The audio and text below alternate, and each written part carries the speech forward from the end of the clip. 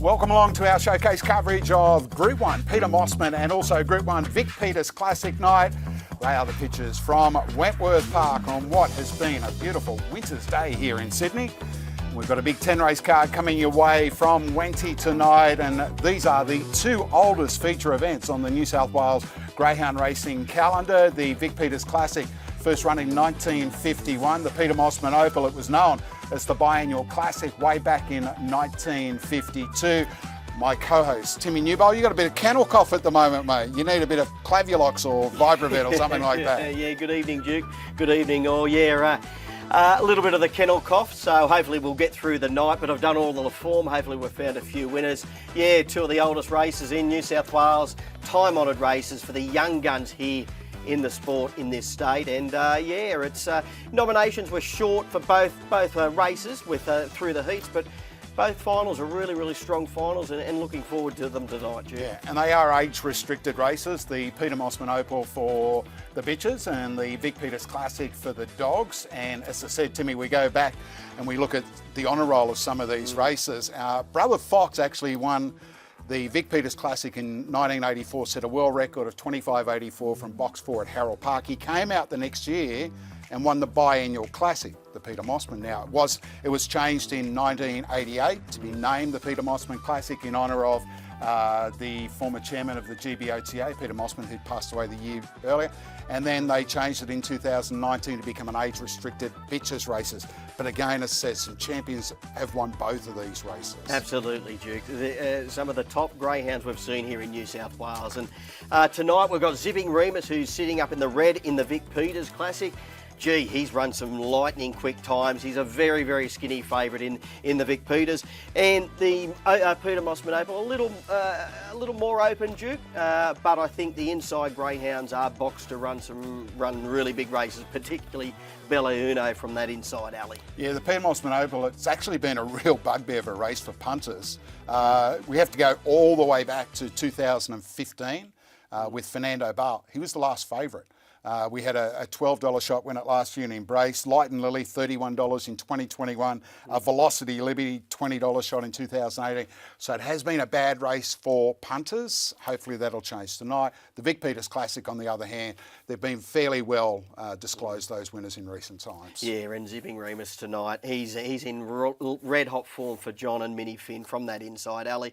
But there's a greyhound like Al's Entity who has trialled 29.50 around Wentworth Park, and a couple of other greyhounds, the likes of Nangar Larry, who can run very quick time. So I don't think he should be as short as what he is, Zipping Remus, but he's clearly the one to beat in the Vic Peters. And nearly impossible to tip against him. Yeah, I've got him on top clearly, but I couldn't take the $1.50 at the moment. I think he'd have to get out when we get closer to the race, for sure. All right, we are in the safe confines and the warm confines of a studio here in Sydney, trackside at Wentworth Park, braving the elements, Mick Cowley and Simon Orchard. Yeah, thank you, Duke. Thank you, Battler. I'm joined, of course, by Mick Cowley down here at Wentworth Park tonight. And Mick, I don't know about you, mate, but when I walk through the gates, a bit of a spring in the step, knowing that it's Group 1 racing, mate. What's it like to be back here at Wenty Park for the first big races of the season? Mate, you're absolutely right, Simon. It's the first Group 1s of the season. It's the Peter Mosman, it's the Vic Peters. First time we've really been here celebrating big races since the Easter egg. So this is going to be a fun night. There's a lot of good dogs in. It's a little bit cool. There is a bit of a wind swirling around. That'll be interesting to see how it impacts the dogs up the back and down the home straight. So we'll see how that plays out during the night. Not just the dogs, mate. How about you in the new coat? We're out here on course, freezing our knees off, while our lovely hosts are back there in the studio, nice and warm. Mate, one thing that sticks out for me, Calypso Rogue. I went and did a story this week with Harry Norman up there in Newcastle. It's going to be tough from box 8. The dog has broken 30 a couple of times, but this is a real battler's story. A dog coming up against the big boys. If he can take it out tonight, it'd be a hell of a yarn, wouldn't it? I think that's what we love racing about. Yeah, it's about those battler stories. And sure, it's got box 8. The way it flew out last week out of box 7, yeah, nothing was surprised. If it can do the same again, possibly could get across, get into a nice spot. Group 1s are made for battler stories. We've had a few of them in the past. We had a couple here last year. No reason why we can't have another one tonight. It'll be a hell of a story. We'll be here all night. I'll be in the steering yard getting all the inside tips for the punters ahead of the races. And Mick, he'll be picking up the winners post-race tonight. We look forward to a big 10-race card here at Wenty Park. Back to you, Duke and Battler. Thank you very much, Simon Orchard. Enjoy the elements of Wenty tonight. Battler and I, we've got a little heater under our feet here. It's perfect. There is our schedule for tonight. We kick off with race number 1 on the card. We are only 8 minutes away from start time for that, where Nengar Bubbles is an even money favourite. Our 2 Group 1 features of the night, race 6, which is the Peter Mosman Opal. It's due at around 10 to 8, and then we've got the Vic Peters Classic, race number 7 on the card, and that race is due to get underway at 8:08 p.m. All right, let's take a look at the market for the first of the features, the Peter Mosman Opal, and a very strong hand here held by Jack Smith, who took out the Queensland Cup last night with Palawa King at Albion Park over the long distance. He's got Bella Una and also Miss McGraw from boxes 1 and 2. They hold the call in front of Nengar Lucy for Dennis Barnes at $3.90, Zipping Rousey for Johnny Finn at $4. Double figures the rest of the field. The punters are basically saying greyhound, or bookies are saying greyhounds from boxes 5 through to 8. Sonia Keeping now steps into box 8, the first reserve. They can't win. Battler. Yeah, Bella Uno went up 440 earlier on in the week, has been crunched down to 325. She's been clearly the best back runner, Duke. Miss McGraw, 270 out of fraction to 275. And Nengar Lucy and Zipping Rousey, they're holding their price pretty much all the way through the week. The best roughie, I reckon, Duke, in this race is greyhound number 5, Subline Ethics for Dave Smith. Well drawn in the middle of the line. She's a straight tracker. I don't know whether she can cross the inside greyhounds, but if there is a knockout, I think it's the yellow runner, Subline Ethics. All right, currently around the $18 or $20 mark for Sublime Ethics. Let's take a look at the market for the Group 1. Vic Peters Classic, a time-honoured event. The Vic Peters, it was first runner set in 1951, won by greyhound called Sharid at $1.38. I can't tell you the last time we had a shorty of this price, of this magnitude, Timmy. Bandit Ned won the race in 2021. He started around even money. It was Gatlin last year taking it out. It's a $7 pop. But Zipping Remus, courtesy of a couple of low-flying 29.4 efforts at Wentworth Park, comes up with the red and is a good things price. Yeah, look, there's no doubt about it. He ought to be a skinny favourite. I thought he was probably around $1.60, $1.70 chance. Now down to 138. I think he is rock bottom odds. Been a bit of money for Nengar Larry. Went up around the $10, $11, $12 marks. And now down to $8. He's been well tried. I think he's the best roughie in the race. And Al's Entity, we did mention earlier on, he's currently a $5 chance. He's a greyhound, Duke, who did run 29.50 in a trial recently at Wentworth Park. But on face value, he did appear to be disappointing in his heat last week. He seemed to have every chance when he was run down by Tara White Tiger. Had the rails on that occasion, moves to box 7 tonight. I personally think it's probably a better draw for him. Yeah, totally agree. Sort of felt his way around. I agree with you, he was slightly disappointing, but although he's well boxed out in box 7, Zipping Remus is perfectly boxed in the inside alley. Absolutely, and he's got a bit of pace around him too, Al's Entity. So Tara White Tiger can be a bit touchy, but when he does begin, he has got a turn of speed. Nengar Larry is a flying machine early, and Calypso Rogue out wide. Although he'll stay straight, he's a wide runner. He's got the early dash to be coming across as well. He's just got a tricky draw, Al's Entity. He wants to be out there, but where he'll be at the first turn is the big query. All right, race number 1 on the card at Wentworth Park tonight, a grade 5 event over the 520 metres. It could be a big night for Dennis Barnes. He will rug up number 5, Nengar Bubbles, and Bubbles has been firm in the market. They bet around $2.30. That was with Sonia Keeping in the market. She's coming to around that $1.95, $2 quote at the moment, in front of Mr. O'Brien, My Lucy Rose, and also Flying Butcher for Trisha Choker. Let's take a look at the early speed in this event. Nengar Bubbles from box 5. I went back and had a look at a couple of its runs, particularly at Dubbo when it ran the hands off the clock going 29.3. Ran that really nice straight line to the first turn, didn't want to crash.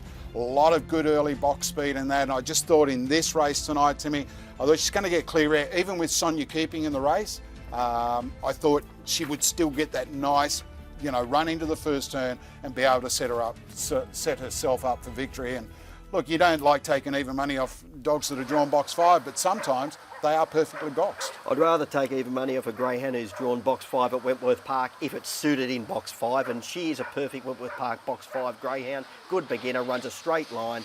I think she's one of the better bets on the program, Nangar Bubbles. She's a very talented greyhound, capable of running very, very quick time. 12 starts, 4 wins, 5 minors for Nangar Bubbles. And earlier tonight, Simon Orchard caught up with trainer Dennis Barnes. Dennis and Ann Barnes have Nangar Bubbles going around in the first at Wenty here tonight. Look, she's done some kilometres in the last couple of weeks. Dennis, Grafton, Brizzy, Dubbo, and now to Wenty Park. How is she, and what do you expect tonight?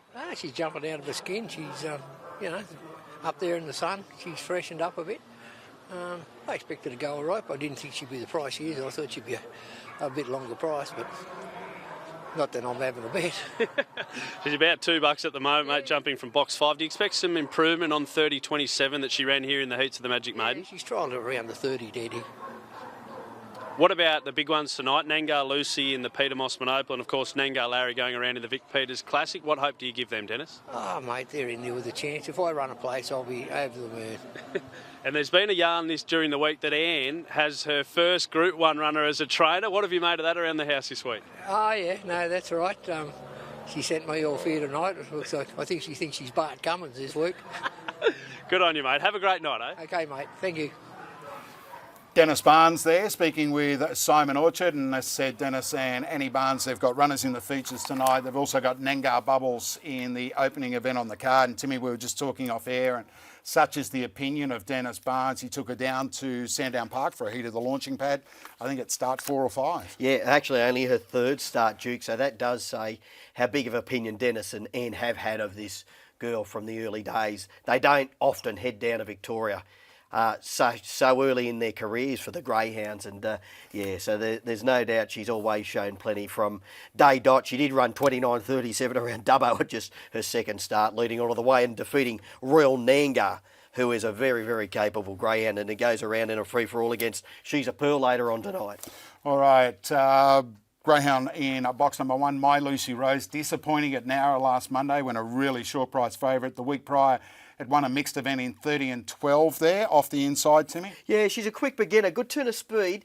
If you do have a look at her, you'd think she's perfectly drawn on the inside. She wants to cut to the rail from a wide alley, but she does come up with one here, and I don't think she'll like a lot of the pressure which will be coming across here. She's capable, but she will need to lid ping for mine so she's got fresh air in the early stages. Mr. O'Brien in box 2, a 3-time winner from 16 starts at this track, a best of 30 and 09 on the clock. Bit of the wobbles as far as the betting is concerned, $3.90 out to around that $6 mark. Moderate beginner, no early pace at all, but he is really, really strong. He's the definite run-on dog in the race. If there is any jamming up front, he's the knockout greyhound. Blue Mojito for Mary Hughes from box 3, $34 chance, unwanted in the betting. Yeah, she's got a little bit of pace, but she'll need to improve on recent runs. Box 4 is Sonia Keeping, which has been scratched. Number 9, Bell Toller, moves into box number 4, and it's in the market, $13 into around $9. Yeah, rarely wins, Duke, but has run a stack of minor placings. You've got to throw him into the wider multiples if you are playing the exotics. Nangar Bubbles had one start at this track for one minor placing. Comes off a last start third at Grafton in a 4th and 5th grade event. Go back 4 starts, one there in handy time over the 450 metres. Yeah, finished third in a heat of the new sensation behind Got the Feature back in March. Only run at the track and trip. Bombed the jump on that occasion. She's normally a quick beginner. She's got a great turn of speed. I think she's perfectly drawn in box 5 here. I think she'll carve across, lead and run her rivals ragged. Best bet on the program, Duke. Drama Kids and Carter O'Brien are both roughies in the event. Takes us down to number 8, and that is Flying Butcher. It's had the one start here last week, or on the first, last week. It ran third, clocking 30 and 69. Box 7 on that occasion, box 8 tonight. Yeah, beaten a long way behind Zipping Remus, but a tidy run will be better for the outing around Wentworth Park. I'll be throwing him into the wider multiples. All right, I'm with number 5, Nangar Bubbles. I thought the box wasn't a hindrance to it tonight. Timmy, you're the same? I concur, Duke. All right, they're moving in. This is the opening event on Vic Peters' Peter Mosman Classic night. Here's our caller, Matt Jackson. $1.90 and the green light is turned on. They're set to run. First on a big night. They're ready. racing now. Nangar Bubbles left well enough and then got squeezed after the start. Blue Mojito jumped quickly, but Carter O'Brien just sizzled over and leads easily at the first turn. It's Carter O'Brien from Beltolder to second. Third, Flying Butcher. Fourth, Nangar Bubbles off and around the outside. Next, Mr. O'Brien. Well back, My Lucy Rose. Then Drama Kids and checked out of it, Blue Mojito. But it's Carter O'Brien at the home turn, leading 6 or 7 on Beltolder, a clear second. But Carter O'Brien in a romp. Won it easily over Beltolder. Third, Flying Butcher. Fourth, Mr. O'Brien from Nangar Bubbles. Gap then to Drama Kids. Well back, My Lucy Rose and Blue Mojito. The time to the first around 29.80. Ooh, tough way for punters to kick off the night. Nangar Bubbles from that middle draw didn't jump as well as what we expected. Found trouble. All honours to the winner, Carter O'Brien for Mary Hughes. $13, $14 all the way out to around $24, but has run 29.80, Timmy, a career best effort. Gee, the track must be pretty quick tonight, Duke. I didn't see that coming from Carter O'Brien, I've got to say that. 29 and 84. Yeah, he carved across, he led, and he really just put them away. Favourite, as you said, she was only moderately away and then she was squeezed up between runners. She made a quick run mid-race, but her run had petered out on the home corner and she finished out of the minor placings. I think she will be winning at Wentworth Park soon, but if you took the skinny quote tonight, it is hard to take because, yeah, after just missing that kick, she was in all sorts of trouble. 29.88, that overall time. Yeah, and that 5:41 first split also from Carter O'Brien, who was by Fernando Bale out of China O'Brien, owned and trained by Mary Hughes and made its own luck out in front and deserves the win. As I say, it's only had the one start prior to tonight, and that was last week in a heat behind Zipping Remus of the Vic Peters Classic. Was beaten 20 lengths, had box 3, struck trouble tonight, came out cleanly, and that was the end of the section for that, and the end of the section for favourite punters as well, with Nangar Bubbles missing the start. So 5:41, 13.86, home in 11.87, overall of 29.88, 7, 9, 8 and 2. 6 lengths the winning margins. Let's head trackside. Here's Mick Cowley with Mary Hughes. Mary Hughes, congratulations, winner on such a big night like this. Thank you. Bit of a surprise or not really? Oh, look, all wins for me are a surprise, to be honest. But I was really happy with that run. He got out, got around the first turn and sort of got to the lead. And, yeah, I knew he was going to be strong at the end. He's been trialling well and performing well for me, so in trials and stuff like that. And last week was a hard run. He struck the fastest run of the night. So I threw him in the deep end, but I thought, oh, what the hell. He can only go in that race once because of his age. So bringing him back for a 5th grade, I thought, well, you know, fingers crossed. So, yeah. You must have been giggling when he landed in front. I was, although it was pretty hard to see from the TV monitor back there. But, yeah, I could sort of see the 7 out there and I'm going, go, boy. Mary... It was exciting. It's always exciting getting a winner at Wentworth Park. Yes. Have you had many? I've had quite a few in the past, yes, over the years, because my family's been involved in it for like 55 years, so yeah, it's a long time, yeah. I'm feeling old now. Don't feel old. Congratulations on the first winner on such a big night, Group 1 night. Thanks so much. Well done and good luck for the future with it. Yes, thanks so much for the interview. Thank you. Thanks, Mary. Thank you. Mary Hughes there, after preparing the first winner on the card at Wentworth Park tonight. Carter O'Brien takes his career record to 22 starts, 5 wins and 9 minor placings. We're following the favourite here, Nangar Bubbles, in box number 5. And Timmy, she was very wayward in that run to the first turn. 15 deep, as we would say, and down the back straight made a run and just faded as you'd expect. But again, you can't take anything away from a dog that bounces in front, runs 29.8. Yeah, spot on, Duke. I don't actually like watching that Isaac Kim after being on Nangar Bubbles. But yeah, all over Red Rover when he just carved to the front and then he let go mid-race. And the overall time, 29.88, when you're running that in a 5th grade, you're going to be very hard to run down, and he absolutely bolted in. Prior to tonight, his previous win was at Richmond over the 400 in 22.94, and he'd only been struggling in recent runs, but he went around at a big price, and favourite punters are on the floor after the running of the opening race. Around $36 for the win, $4.40 to place, $2.34 number 9 Beltola, $2 for Flying Butcher, 2 gets 4th, and that is Mr. O'Brien. And good luck if you've got some of those exotics. $1.34 the Quinella, $2.81 the Exacta 1,800 for the trifecta, and the first four, good luck, 7, 9, 8 and 2, the combination you need there, in excess of $5,600. So race 1 is done and dusted, 7, 9, 8 and 2. Let's take a look at the market for box number 2, race number 2 I should say, at Wentworth Park. Seton Key from box number 8 for Justin King holds the call at 245 in front of Far More Order at 460. The rails runner Askey at 525, 650. About Turbo Cash returning to Wentworth Park for the first time in a long while. For Neville Hand, it draws box 2. It is in the market. Then we go out to Xian Lani at $8 and Wrote the Script for Mark Davidson from box 7. It's won its last couple at the Gardens in 29, 72 and 82. I know you're close to the Davidson kennel. Any push for this Wrote the Script in the second? No push. Very pacey greyhound. Ken Gallop did trial there recently. The trial was around the 30 and 3 mark, but did get very, very tired over the latter stages. So, but he's capable of running very quick time around the Gardens, and if he can improve a couple of tenths on his trial, he'll be right at the finish. His main asset, Duke, is his early speed, so he'll be rolling forward. So he's at a backable price currently at $7. Seton Key from box 8, it's won 8 of 18. It's coming off a last start second here behind Seymour Thunder last week, beaten 3/4 of a length in 30 and 02 when making its debut at the track. Yeah, very spoody greyhound, beautifully drawn out there, Duke.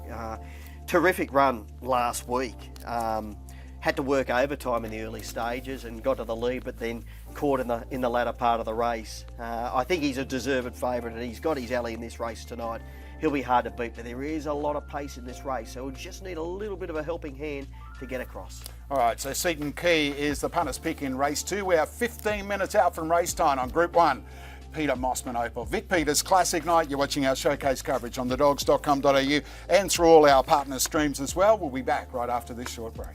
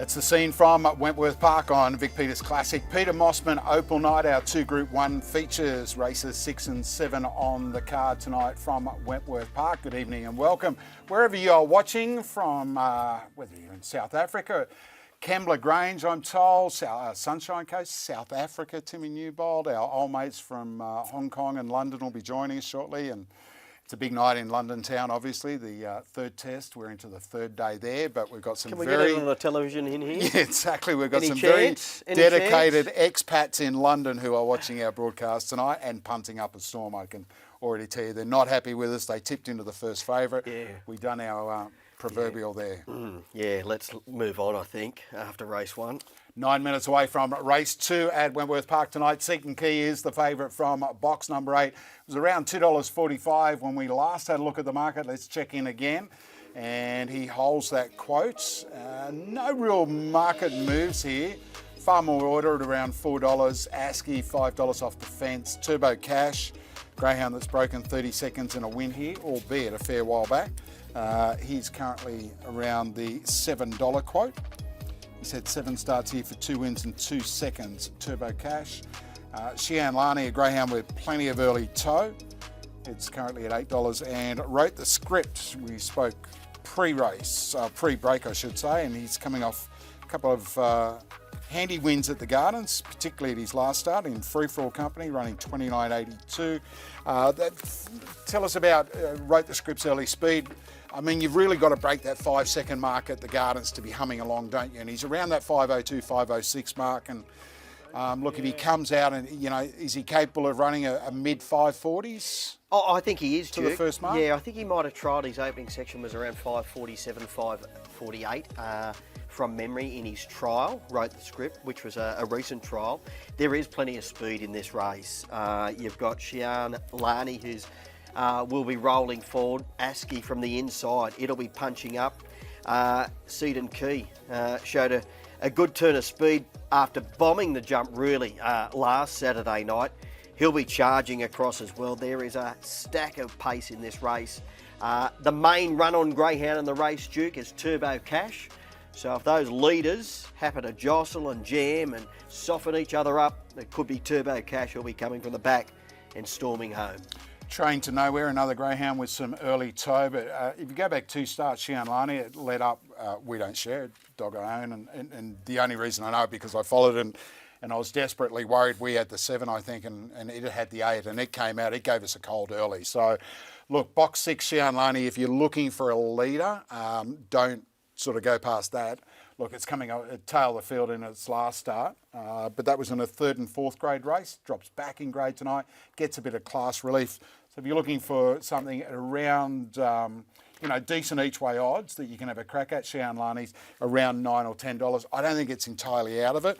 I just thought that Seaton Key wrote the script and Xian Lani drawn in boxes 7 and 6, I thought it was going to give Seaton Key that good run into the first turn. Yeah, get that fresh air to be able to build up the revs out in the middle of the track and carve across. And to be honest, Duke, if Xian Lani and wrote the script got across and Seaton Key followed both of them across, I think it'd run both of those greyhounds down. Yeah.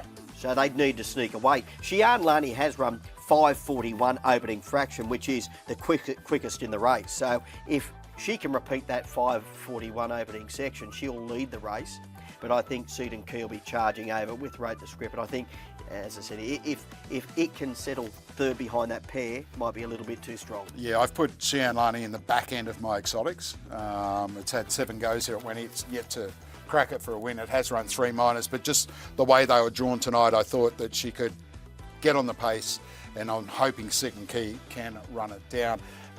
Greyhounds are in the preview area. We're still just under 5 minutes away from start time. A look at the fluctuations. ASCII open $6, touch $4.80, back out to $5.50. Turbo Cash, bit of money here, $9.50 into $8. Far more order in our roll, $4.60 to $4.40. Trainer Nowhere, spec from $31 into $21s. Lucy the Weapon, a wide runner drawn box 5 with pace on the outside, a $26 chance. Xian Lani, we were just talking about $9. Rate the script gets out at from $6 to $8, and Seaton Key relatively firm, Timmy, around that $2.40, $2.50 quote. We might zero in here on number 2, and that is Turbo Cash, prepared by Neville Ham. This greyhound, as said earlier, it's had 7 starts here for a couple of wins. Haven't seen it at Wentworth Park for a long time, but as said, its form at the track has been good. It's broken 30 seconds. We actually haven't seen it since, September last year, I think it is, when it finished 4th behind Fat Boy's Charm. Yeah, on his old form, Duke, he'd probably be favourite in this race. On his old Wentworth Park form, he has run 29.91. He's been in the money in 4 or 7 runs. But he'll be back in the pack here. But this race could be run to suit with as much pace in it as what we've seen. Yeah, as you just mentioned, Train to Nowhere's another one with high speed. Shian Lani wrote the script coming across as key from the inside. So he's a greyhound. He'll be back probably last at the winning post on the first occasion, but if they happen to fan or there's any jostling or jamming at the first turn, he gets a little suck run through into the back. If he's within striking range of the leaders, they better look out late because he will be storming home. Yeah, he's got a handy record from the inside 3 boxes. 6 of his 11 career wins have come from boxes 1, 2 or 3. So again, something at a little bit of value there is number 2, and that is Turbo Cash, currently around the $8.50 quote, $7 there on our markets. But Seton Key, rock solid, Timmy, around that 245 mark, and prepared by Justin King, a greyhound by Kibo out of Bogey Princess. Kibo out of Bogey Princess it is. 2 starts back, 25-27 at Maitland, came out running from a wide draw on that occasion. Yeah, and his run when he finished runner-up here on debut at Wentworth Park last week was a really, really good run. Didn't begin well, but showed a good turn of speed when he hit the ground. He worked overtime to get to the lead, and he was left a sitting duck at the end. He was just collared in the latter stages. With a better getaway tonight, he'll have strengthened up with his first 500-metre run around Wentworth Park. He'll be better for that run. He's drawn to get a nice card into it with Shian Lani and wrote the script underneath him. He's clearly the one to beat, Seton Key. He kicked off his career in Queensland racing at Townsville. He won, I think, 3 of his first 12 starts or something. Then transferred to Justin King, ran second first up at Bulli. Then ran the hands off the clock going 22-12. Won at Bulli in 26-3. Then took a tumble and had 2 months off the scene. Come back at Maitland, that 25-2 run, and then finished second on debut last week. So, you know, his record from box 3, look, he's duck eggs at the moment, 3 starts, but Townsville, which is where all those 3 runs from the pink box, and Wentworth Park are 2 slightly different tracks, Timmy. Yeah, very different, Duke. And I did read an article a couple of weeks ago now that he did trial pretty quick around Wentworth Park, Seton Key. I think the trial's around the 29.90 mark or thereabouts. Justin King is a good trainer. And as I said, I've got no doubt he will strip a hell of a lot fitter for his first run at Wentworth Park over the 520 metres last week. Yeah, he holds the call with favourite punters at around $2.45. Specking of money coming for ASCII off the inside, around that $5 quote. I'm with you. I just thought Seton Key was drawn to get the run of the race from out wide. He'll improve, obviously, from his first up performance. He doesn't have to improve much to break 30 seconds. He ran 0.2 last week. I think he can probably just improve his speed to that first turn. He dawdled basically 5.61, and I'm sure he's a greyhound that can probably break that 5.50, get to the mid 5.40s. Well, there's no doubt. If you go back to his run at Maitland, as you just alluded to, he came out running on that occasion. So if he does begin like he can at Wentworth Park, he'll run 5.45 easily around Wentworth Park if he does begin like he can. And Bulli, 22-12 over the 400, that's airborne. Yeah, absolutely. So we do expect him to show greater pace, particularly with Wrote the Script and Shian Lani drawn in boxes 7 and 6 underneath him. But he's the favourite with punters at the moment and bookies at $2.50. ASCII continues to firm into $5. This is race number 2 on the card. It's a grade 5 at Wenny. The favourite wears the pink rug. Seton Key, he's Matt Jackson. Train to Nowhere at $19. So the odds are in. Evens move up. This is race 2. The green light is switched on. Lures on its way. $2.50 here. Seton Key, box 8 is the favourite. They're ready. And they're racing now, beginning fast. Shian Lani out in box 6, exploded out. She leads clearly to the first turn. Favourites having to work very hard out wide end, got checked. So to the back straight, Shian Lani leads from Train to Nowhere into a clear second. Third, Farmer Order, fourth, ASCII. They're followed then by Seaton Key, who's well back with Wrote the Script. They're followed then by Lucy the Weapon and Turbo Cash at the home end. Shian Lani, a clear leader, 3 or 4 lengths in front. Farmer Order's rattling home, but Shian Lani clear, and Shian Lani beat Farmer Order. Photo third, ASCII, or a luckless Seaton Key. They're followed Train to Nowhere. Next was Turbo Cash, Lucy the Weapon and Wrote the Script. The time around 29.8. This track has to be on fire. Shian Lani has not broken 30 seconds in 7 starts prior to tonight. We spoke earlier about its early pace. It's run 5:36, which is seriously like being towed to the arm. And she's held on from Farmer Order, Seaton Key and ASCII in the photo for third. You'd think the pink gets third. Pink will run third. Luckless run, no good for punters like yourself and I and favourites. But Shian Lani, she did it in front, and she just had enough in hand tonight, Timmy. But again, this track's got to be quick. Has to be quick. It's lightning quick. It's lightning quick tonight. 5:36, that opening fraction. You'll be leading 9 out of 10 races. Yeah. At Woodworth Park. You're basically unleadable when you're running that time. Here's Seaton Key, got a bump there, a bumper here, again there. Cop more trouble into the back. He's run third. In the end has been sensational, but that doesn't help if you've chimed in tonight like we did and the other favourite backers did as well. But he'll be winning there soon. But all honours to the winner. Just showed too much early speed, and she was getting leg weary, but she snuck home. Again, it's always great to put them in the black book, but it doesn't help by tomorrow night's dinner, does it, when you've done the proverbial? And look, just that bump there, obviously from the run, wanted to get to the fence, so probably better off drawn closer to the rails. Look, the run was full of merit, but the run was full of merit by the first and second greyhounds as well. And you know, the one thing most of us that own dogs want is a greyhound that can lead and run 500, and Shian Lani at start number 8 at Wentworth Park has been able to crack it for a win in headquarters for trainer Sammy Simonetta. 6, 3, 8 and 1 are the numbers. 5:36, 17.94 down the back, still humming. Tied in the run home, 11.89, but held on to win by a length and a quarter with 4 between second and third. So 6, 3, 8 and 1. Another look around that $9.50, $10 quote, but again, a tough night for punters already. Yeah, 2 races down and punters are dead set on the floor. 29.83, to my eye, on the winning times in the opening 2 races.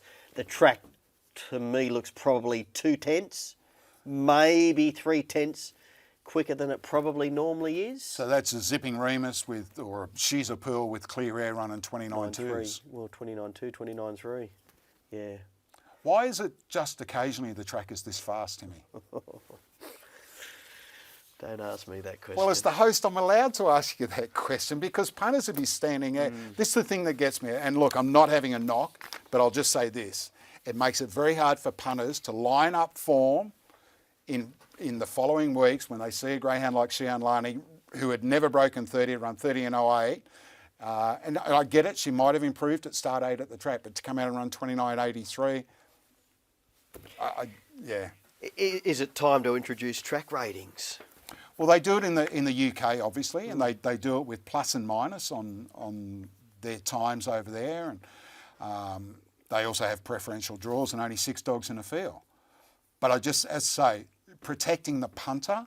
In 2 weeks' time, someone who didn't know this track's fast, Shian Lani's in a race, the other dogs run 30.0, and they go, well, this run 29.83, it's 3 lengths faster, it just wins, it gets beat in 30 and 10. Yeah, there is plenty of merit in track ratings in greyhound racing. Tonight, you would be rating tonight's track fast. Absolutely. And if you wanted to go fast, you could go plus 0.1, plus 0.2, a tenth of a second. Again, just trying to protect the punter so that not so much tonight, because everyone's probably going to run fast time tonight. But I'm talking at their next start or 2 starts down the track when you're trying to compare form. 11.60 and 2.90 for Shian Lani, 150 Far More Order, 170 the favourite, Seaton Key, 6, 3, 8 and 1 the numbers. The first 4, another big one, 17, 24, 60, 1700 and 24, 60. All right, race number 7 is the Vic Peters Classic. It's at a time-honoured event. First run in 1951, won by greyhounds of the calibre such as Blacktop, and also Wooly Wilson, I think, won the race. Brother Fox won it. 145 about Zipping Remus, who ran 29.45 last week. Timmy, and as we were just saying, does it run 29 2s or 3s tonight? Well, he does. If he begins and he leads, he'll run 29. Maybe there's a tailwind. We should ask the boys out there if there's a big tailwind in the home straight. It is favourite at 145.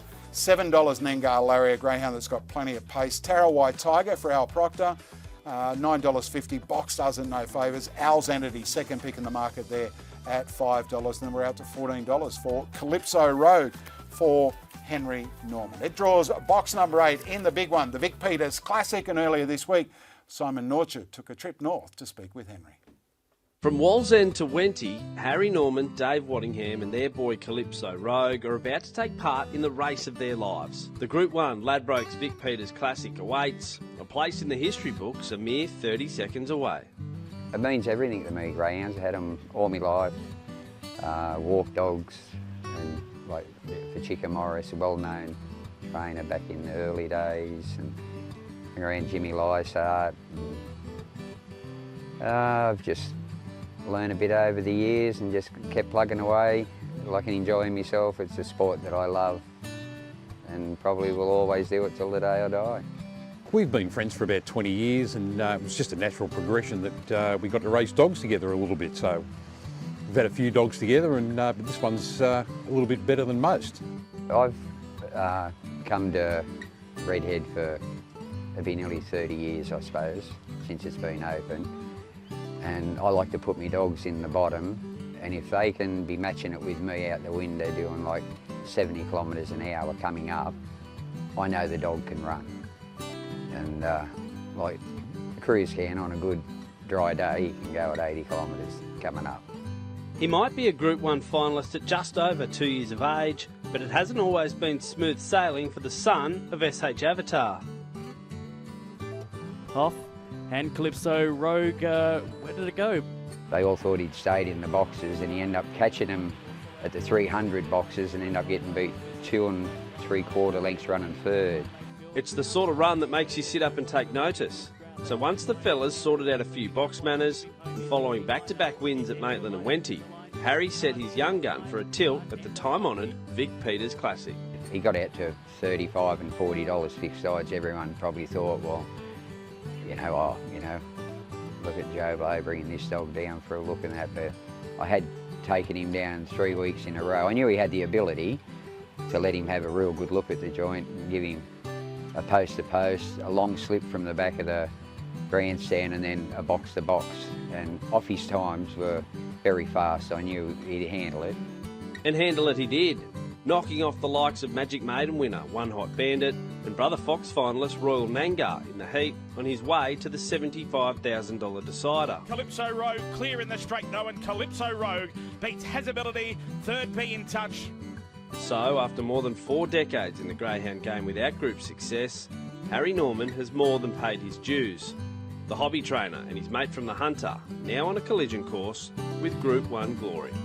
Got a bit of faith in this bloke. I think he can be something pretty special, so he just gives you that feeling. And we just hope now that he can keep going on and take the next step and keep moving forward. He's only young, he's only just turned 2, and if we can keep him nice and sound, I think the next 12 months is going to be very exciting for him.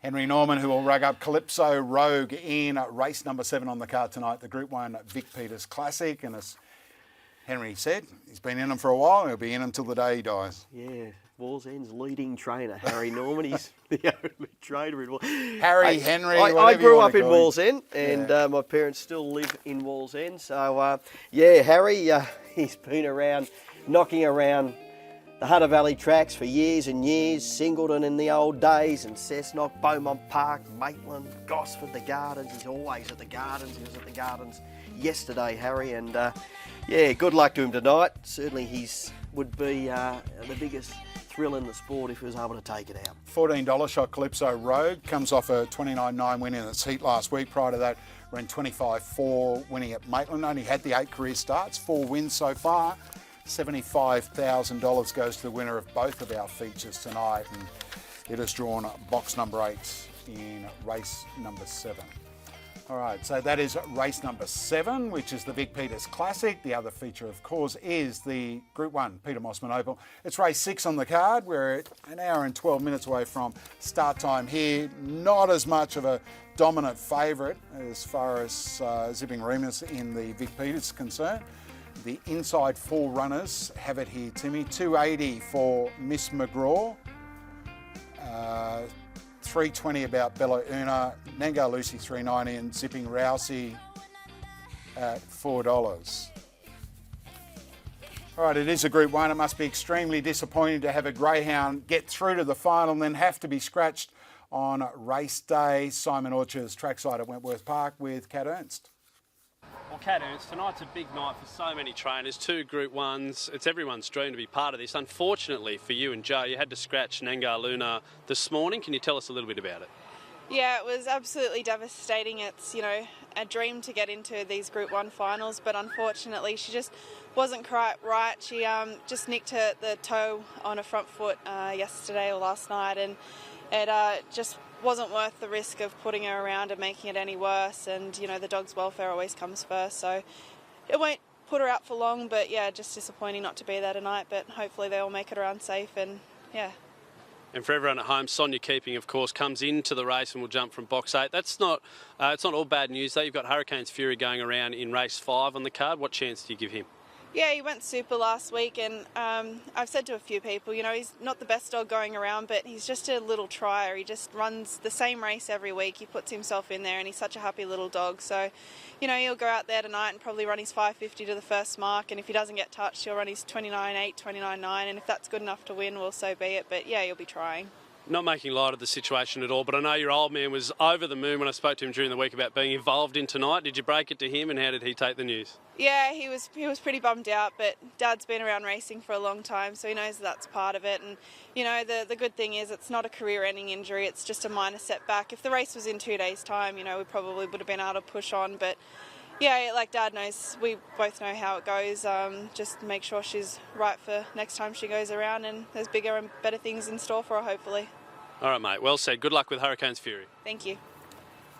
Not too much good luck because we don't share in that, but hopefully they both get around safely. But it would be, I know I had we don't share in the Group 1 Vic Peters last year. And I know the build up to it, you run the race in your head 100 times in that week.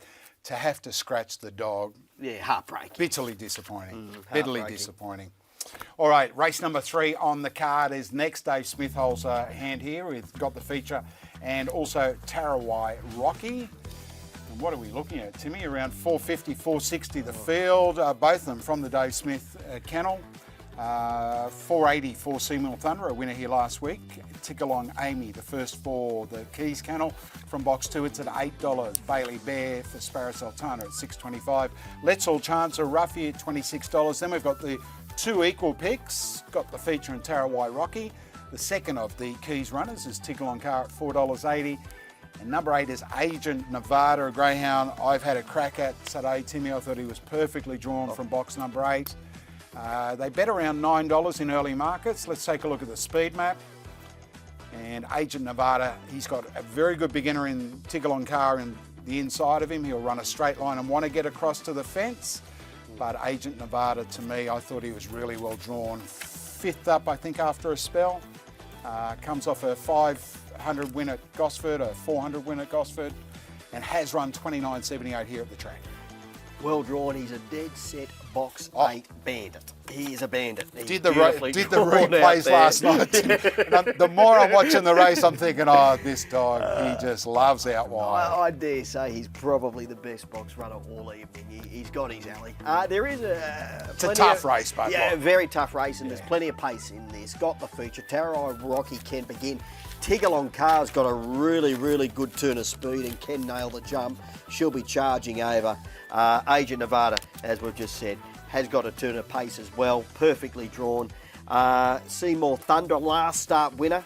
It's a bit risky early, then gets mobile, but it's a wide runner, Seymour Thunder, so it's not all that well drawn on the inside. But those greyhounds 5 through to 8, I think they'll be charging over looking for the lead. We're going to hear from David Smith in just a moment. This race is actually the Valet Kenny Cheatham stake, and Cheeto unfortunately passed away last week. He actually trained the winner. We talk about feature races when the Peter Mosman Opal was still the biennial classic. House the Fort, one of Kenny's greatest sprinters of all time, took out the Peter Mosman Opal in 1992, and I know you were at the funeral this week. Yeah, I went to the funeral on Thursday. I've known Kenny since I was, 16, 17 years of age, and he helped me as a young guy coming through as a race caller and administrator in greyhound racing. Champion guy, you wouldn't find a better man in the game, a champion trainer. How's the Fort? His owner, actually, Dave Corns. I caught up with Dave at Kenny's funeral. It was great to see Dave. But Take the Kitty, another one of Kenny's top notches, Greyhound of the Year in 2009. But yeah, he'll be sadly missed. It was a huge funeral, as you expected, Duke. Very popular trainer, and yeah, he'll never ever be forgotten. It was his daughter spoke beautifully at the funeral, and his grandkids got up there and said a few words. So it was a lovely service, and it did Kenny proud. Again, when we kicked off Sky Racing back in 1998, it was one of the first feature stories we did. Darren Frindell and myself went to Kenny's trial track, and for those who have been there, they'll know what I mean when they see the big bicycle wheel and that.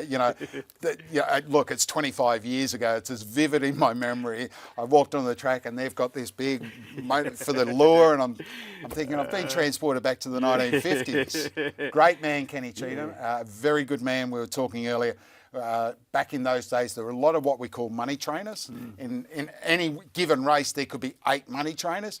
Cheeto was one of the best. Yeah, and he wasn't afraid to travel with greyhounds. He'd go to the Canamble Carnival. That was one of his favourites. He'd go out there and just come back with a truckload of money in the October long weekend. He'd go to Grafton as well for the big carnival up there with maiden greyhounds. But yeah, as you said, he was a real money trainer.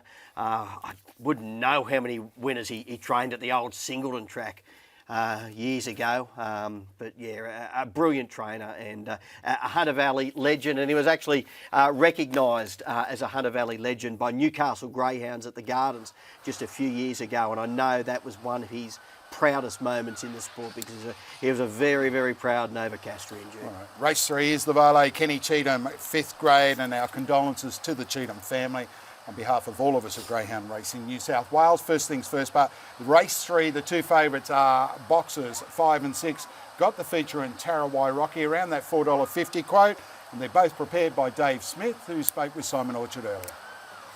Dave Smith's got 2 chances in the third here at Wenty. Tarawai Rocky and got the feature. Dave, you've got Tarawai Rocky here. Is that a little lean maybe?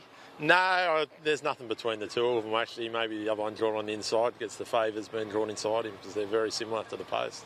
Hey, talk a bit about Tarawai Rocky. Of course, won the Nowra Puppy Classic not too long ago, but it's been winless since. He's been close, but is tonight the night maybe he can break through? Yeah, it could be. Look, he had 2 falls since then and then ran up the back of him. I don't think he beat a dog home in his 3 starts after he won the group race. So, yeah, look, his luck's starting to change. I think his last few runs have been good and he's thereabouts.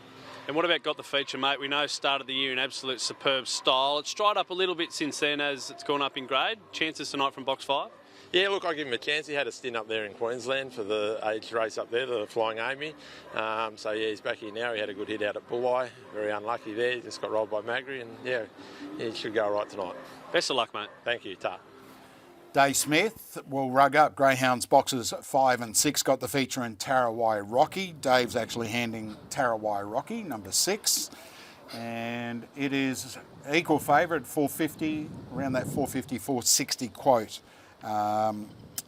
Again, as said, just, before we were talking about Cheeto, Agent Nevada, desperate for the outside. He has his 4th run back from a 2-month spell tonight. He resumed at Maitland in a 400. Then he went to Gosford over the 388. He ran 22.36 from box 7. And then he had box 8 on the 27th of June, Timmy. So, basically 10 nights, 11 nights ago. He was tough in that run. He just ground his way to the finish. He got up in the last couple of strides, running 58. But he's got a PB here of 29.78, which came from a middle box when he just jumped and run. And if he can get run down to that 29.78 tonight, Duke, he'll be going very close to winning this race, even on this track, even though it is quick, the quickest PB in the race. He just needs a little bit of help getting across because Tigalong Car, Tarawai Rocky, and Got the Feature, they won't be crashing over Duke. They'll all run a fairly straight line and they've all got a turn of speed. So he'll just need that little bit of luck getting around those greyhounds through the first turn. Although he'll stay out there, they just won't give him any help crashing over. Sometimes you need that at Whitworth Park, but he won't get that help tonight. But he's certainly got his box. And as you said, he'll be better for that 500 metre run at his latest run at Gosford. So he'll strip fitter for that. I think he's coming to town in peak form and he's ready to win. He's been well tried. He was $7 or $8 earlier today. So he's trimmed right up into $5.25 now. And he's my on-top selection, Agent Nevada. I think he's a great each-way gamble here. Well, you and I have agreed with the first three races and we're ducking so far. Let's hope that it is third time lucky. Look, he's been, along with Got the Feature, been the best back runner in the race. The other runner that there is money for, and an interesting runner first up for Sam Sultana, is Bailey Bear, who comes here with 5 Victorian wins. Hasn't been seen on a racetrack since the 22nd June, only a couple of weeks back. But I imagine that Sparrow would have hopefully have given him box to box or something like that. And Bailey Bear is $8 into around the 650 quote. Yeah, he has firmed. There's no doubt that Sam would have trialled him there, particularly now that the money has come for him. His form down in Victoria is fairly solid. Big query, but now the money's rolling in. He's got to be respected now, Bailey Bear, with the flow of money coming through. All right. We've spoken about the early pace in this race. Tigalong Car for Kev Keys, 2 starts back. Ran 29.83 here, winning from box number 8. It's not a mad crasher. It run that straight line. It does want to get to the fence eventually, like when it had box 8. By the time they were going through the catching pen, it was on the fence. But, a bitch that just runs that nice straight line, but it's got plenty of pace. And I'm just hoping that Tigalong Car and Agent Nevada step on turns with each other and step on turns with the field, because I think that she can actually make the race for Agent Nevada, who, he's rock solid. He's $5 in the market. Got the Feature. They opened $6, or they bet $6 early markets into around the $4.20, $4.50 mark. And Seymour Thunder, the other one off the inside, he's got a couple of the corporates he's blown with, a couple he's been fairly solid with around that $4.50, $5 mark, out to around $7 with a couple of the corporates. But look, it tells the tale here. We've got, one runner over the double figure odds. And again, you look at this race, you look at race 5, where it's basically $4.50, $5 to fill. Haven't seen that for a long while in races at Wentworth Park, Timmy. Yeah, it was one of the hardest races of the night to do the form on. I did all my form before having a look at the market. And when I went to the market, I wasn't surprised, which, that was so wide, the 420, 440, the favourite. Agent Nevada, to me, was clearly the value runner in the race at that point. And he was currently at $7.58. Now he's trimmed down. I think he's found his mark, Duke, around the $5 mark, Agent Nevada. Seymour Thunder, very hard greyhound to catch. I know a last start winner. Drawn box number 1, does want to get what? I think if there's a greyhound who's well and truly under the odds, I think it is number 1, Seymour Thunder. Now I've said that, you know what's going to happen, Duke, after the first couple of races. Well, when I did the Dogs Double preview, I think I did it on Thursday. Seymour Thunder was around that $8.50 quote, and we labelled him as our best value bet of the night. He's into. I thought he was a $5 chance in this race. I had one of Dave Smith's Tarawai Rocky a little bit shorter, but. Battler, we can surmise all we like pre-race. Let's hope we're chuckling post-race. We're both tipped number 8, Agent Nevada. This is race 3 on the card at Wentworth Park. We're not too far away from the first of the features, which is race number 6, the Peter Mosman Opal. First things first, race 3, the Valet, Kenny Cheatham stake. Here's Matt Jackson. $8.50, both Seymour Thunder and Tigalong Car. So they're just about all locked away. The Valet, Ken Cheatham, on behalf of all. We send our condolences out to Ken's family and friends in this sad time. They're ready to run. Racing now, beginning well off the inside. Seymour Thunder will drive through, will lead at the post from Got the Feature, and Bailey Bear railed up now to second. There followed Ticketon Amy fourth. Next came Let's All Chant from Terawai Rocky, checked out of it. Ticketon Car and Agent Nevada down the back straight, and Bailey Bear went through. Opened up 2 lengths on Seymour Thunder, trying to come back. Then came Ticketon Amy, getting up on the inside as they wheel Let's All Chant, but Bailey Bear burnt away from them, and Bailey Bear way too good, won by 4 lengths on Seymour Thunder. Third, Let's All Chant. Fourth, Ticketon Amy. Therefore, I got the feature, Terawai Rocky. Well back, Ticketon Car and Agent Nevada.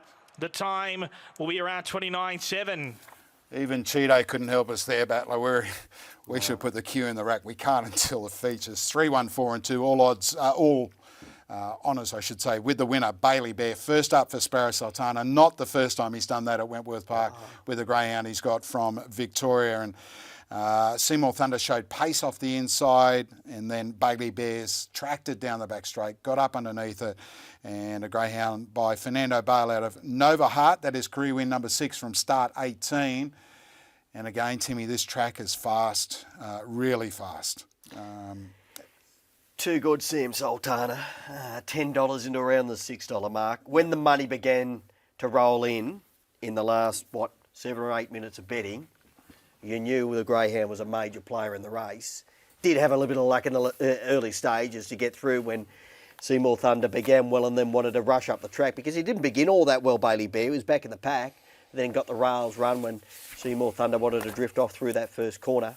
Then he let go, and he was really roaring away in the latter stages, and all honours to Bailey Bear there and trainer Sam Sultana. They bet a good price around the $10 mark, and they've got the money there, Duke. Certainly have. 3, 1, 4 and 2 the numbers. 5.47 to the first split. 11.70, very solid. Very solid in that run home. An overall time of 29.74. For number 3, Bailey Bear, trained by Sparrow Sultana, who is about to speak with Mick Cowley trackside. He is indeed. Sam, congratulations. First up at Wentworth Park, but probably been here once or twice. Yeah, he's been here a couple of times. He trialled really good here on Tuesday. So I'd expect him to run that. So, 29.7, handy run. As you said, you expected him to run it. Bit of form around him in Melbourne. Yeah, I'm not sure about too much about the dog actually. I think I've seen him race once in Melbourne. So, yeah, but John said that he goes all right. So, yeah. It certainly looked like he handled the track pretty well. Yeah, he rails like a bird. He trialled him here on Tuesday. Tuesday railed. Yeah. It'd be nice to get a few of them like that, wouldn't it? Yeah, wouldn't it? What? Mate, what about yourself? You're off the scene for a while. You're all back healthy now? Yeah, I'm still struggling with my knee a bit, but we're getting better. So hopefully in the next couple of months I'll be back to normal. Mate, winners help. Yeah, doesn't help at all. Yeah, no, it's still very sore, but we're getting there. Mate, congratulations, well done. Thank you. Thanks, mate. Sam Sultana, and here's the run to that first turn, and we see Seymour Thunder begin well, step up to the track, and Bailey just getting that run right up along the rails, Timmy, and from there it made its own luck. Yeah, and when you're running home at 11.70, Duke, you're not going to get run down too many times, and the greyhound certainly wasn't going to go around him. Gee, have a look at him around the home corner. He's a hard railer, isn't he, Bailey Bear? But he got that little bit of luck when Seymour Thunder drifted up the track, but all honours to him, because at the end he really blew them away. 29.74, and I dare say that won't be his last victory at Wentworth Park, Duke. No, and another favourite gets rolled. It was 4.40, 4.50 the field, but 7.90 Bailey Bear, who was well supported, in from around $10. 2.10 the place, Seymour Thunder $2.70, $4 about Let's All Chant the roughie.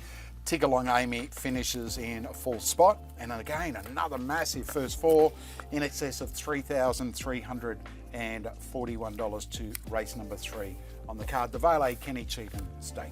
All right, let's take a look at race number 4 at Wentworth Park. We're only 11 minutes away from start time for this event, and the favourite, again, a fairly wide open market, $3.50 about number 8, I'm Loving It, for Craig Chapello. My Hepburn, a very fast beginner for Susan Smith at $3.70, and then $4.80 for Esme Watson for trainer Johnny Smart. We're 10 minutes away from race time for race number 4 at Wentworth Park. Right now, let's take a look at what is the greatest greyhound show on earth.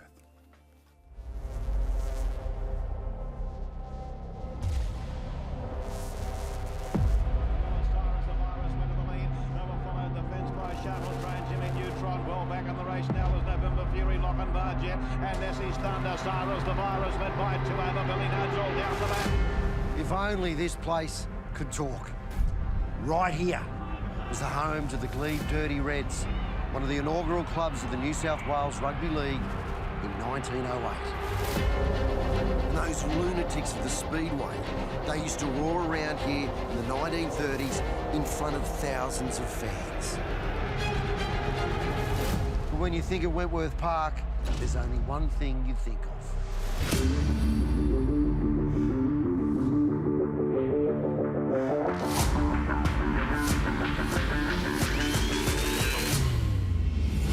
In the 1960s, Blacktop was the punter's idol.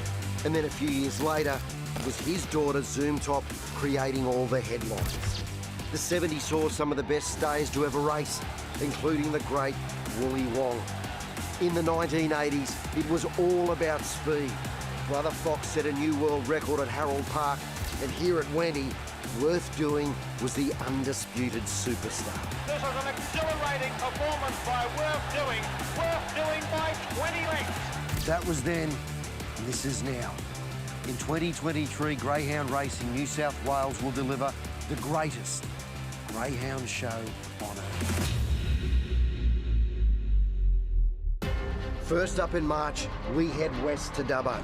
It's the world's richest middle distance race, the Country Classic.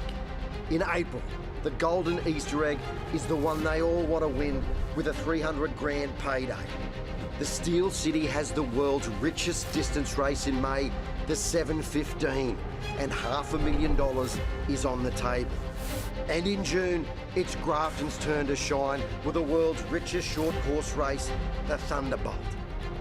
We also have Group 1s like the Vic Peters Classic and the Dapto Megastar. And there's a stack of other features including the Bulli Gold Cup, the Richmond Derby and the Masters Meteor. But the biggest one of all comes in October, the richest free entry greyhound race anywhere in the world. One race, one winner, $1 million. The leader, Mystic Right, Jamila Jack cutting it out, Mystic Right digging in, a dream, now a reality, Mystic Right brilliant. Good Autorada in the lead, Shiver Shine can't get there, Good Autorada will win the $10 million chase. Handsome Prince, a boulder clear, the former Tasmanian, Handsome Prince has won the $1 million chase. Richard Otter getting up on the inside, but this is greatness from a champion. She's a Pearl wins the $10 million chase. McInerney, Tippy Kyrgios in the middle. McInerney hit the front, Tippy Kyrgios drive. McInerney's won the $10 million chase. In 2023, history will again be made and dreams will come true. It is the greatest greyhound show on earth. It's right here in New South Wales.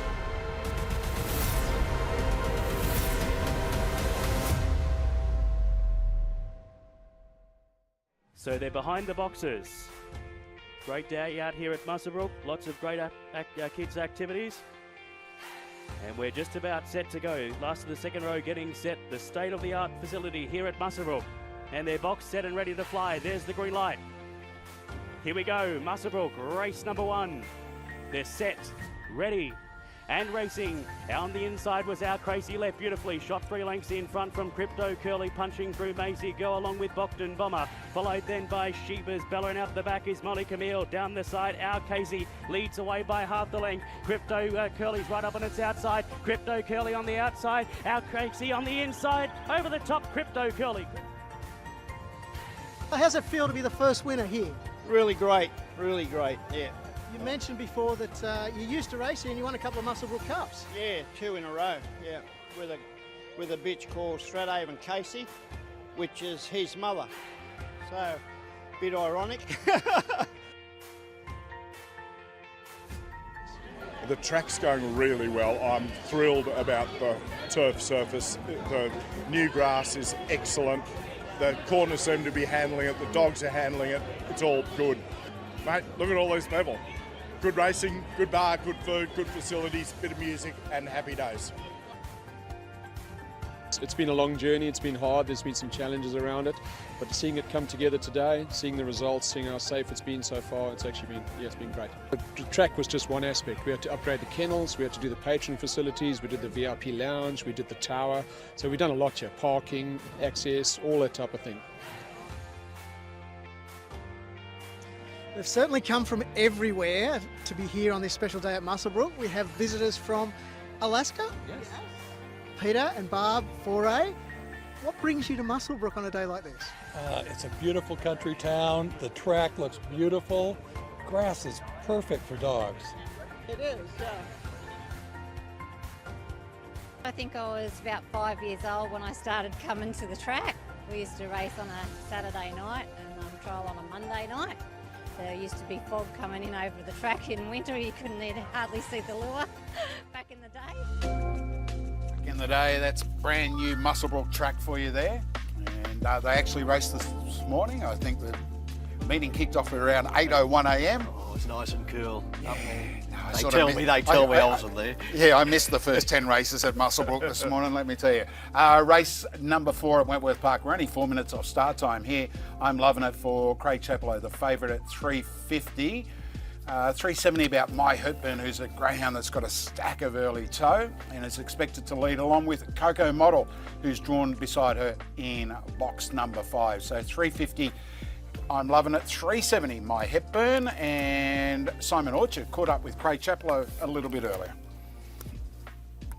Well, Craig, he's been a great find this year, hasn't he? 3 feature finals. Hasn't been able to win one yet, but have you been pleased with the progression this year? Yeah, very much so. We sort of threw him in the deep end to start out, and as you said, he qualified for some good finals around the country, and yeah, back to Wentworth Park tonight, back to a 5th grade, but box 8's probably the only hang-up, I guess.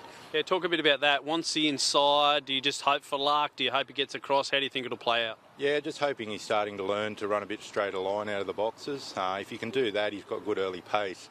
Just that he tries to get across a bit too quick and can bring himself undone. So his last start at Dapto, he ran 4th. Did run a little bit straighter to the first turn from box 7. So we're sort of hoping finally by now he's starting to learn what to do from out wide. And for punters later on, mate, Embrace going around against the Pearl again. You've got one over it now. How's Embrace going? She's going as good as ever, but a little bit unlucky last week. Just couldn't quite find the lead. Not as good a box draw probably tonight, and some, as you say, back against the Pearl and the dog in the one trying to catch me. So he's a really good dog too. So yeah, it's not going to be an easy race, that's for sure. But yeah, she's doing really well, so expect a good run. Go get her, mate. Thanks, Simon. Ta. Craig Chaplow there with I'm Loving It. We speak about Embrace. Of course, she took out the Group 1 Peter Mosman Opal last year. I think it was box 7, and she was massive odds, around $25. But from box number 8 tonight, I'm Loving It, a greyhound who has had 31 career starts, now won 12 times, Timmy. If we go back 3 starts, won a heat at the Gunnedah Cup. Yeah, well, Duke... beating Street of Dreams, who went on to win the Cup. Yeah, recent times, went around the Dubbo Cup, heat final, Gunnedah Cup, heat final, and then went around in the silver collar at Dapto at his latest run. So he's been racing in elite company, and he's dropping back to a 5th grade tonight. Clearly the best dog in the race for mine. He has got that tricky draw, box 8. He will need a little bit of luck getting across because he does want to get to the inside, but if he does, he'll be awfully hard to beat. The genuine pace in the race is My Hepburn and Coco Model. If those two did clear out early and he was able to get across into 3rd, he'd be too strong for both of those greyhounds. But yeah, he's clearly the best dog in the race for mine, Duke. All right, so that is number 8, I'm Loving It. And if we look as far as market moves are concerned, My Hepburn's been well supported, $5 into around $3.80. Charisma Girl's got the wobbles. Coco Model, slight specking, $10 into around $8.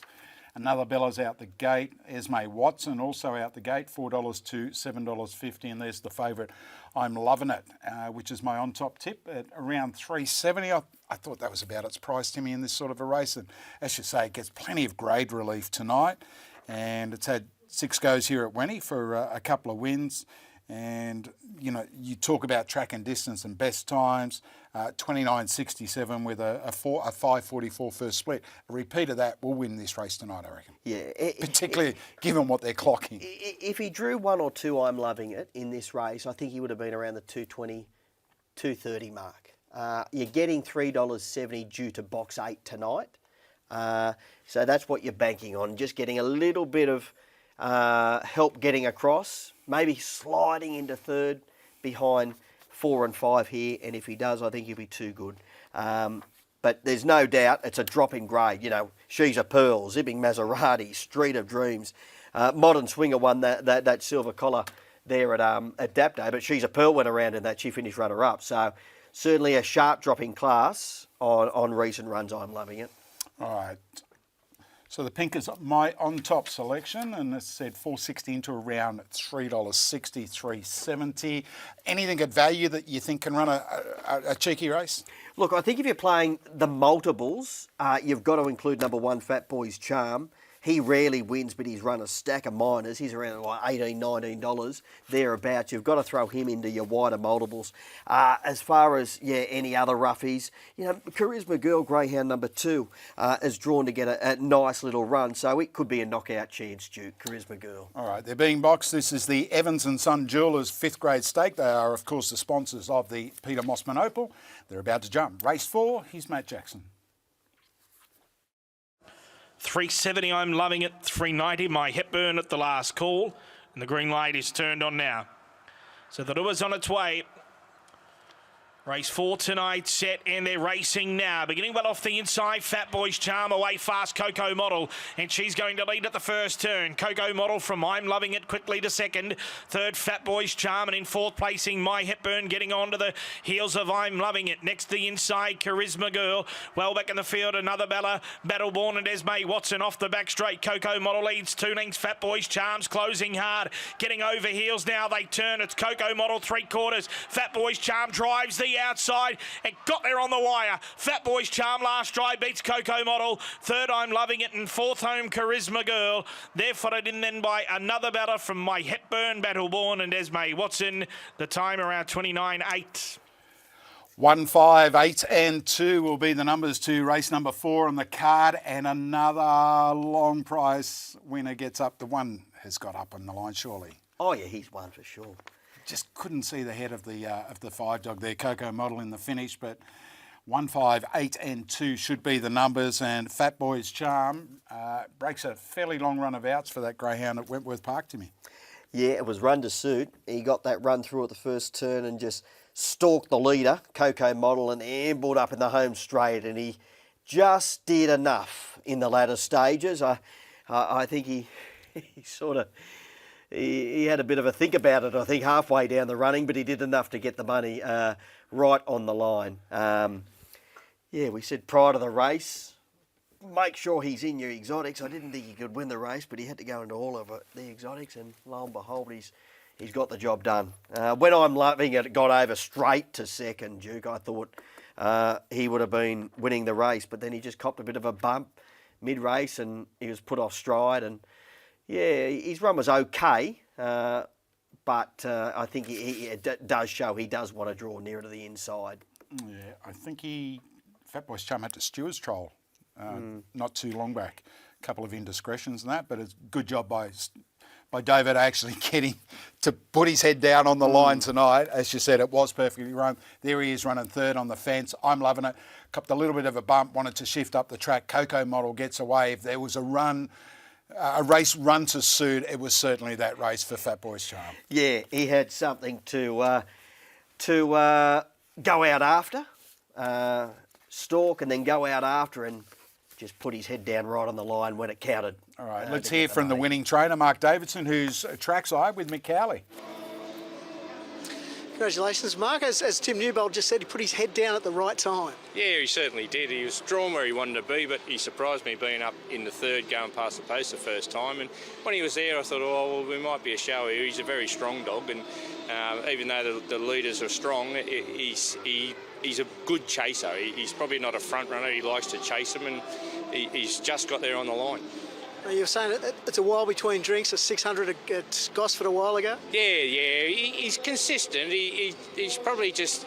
He's up and down in his form. He's a nice dog. He's a strong dog. He's had plenty of stars, but it's just knowing when he's on. And today he felt good. He's had a good week, and just the box. The box is a big thing. When he lobbed out, I thought, oh, well, we're in with a show. He's the type of dog now that he's got a bit of confidence that might kick on from here.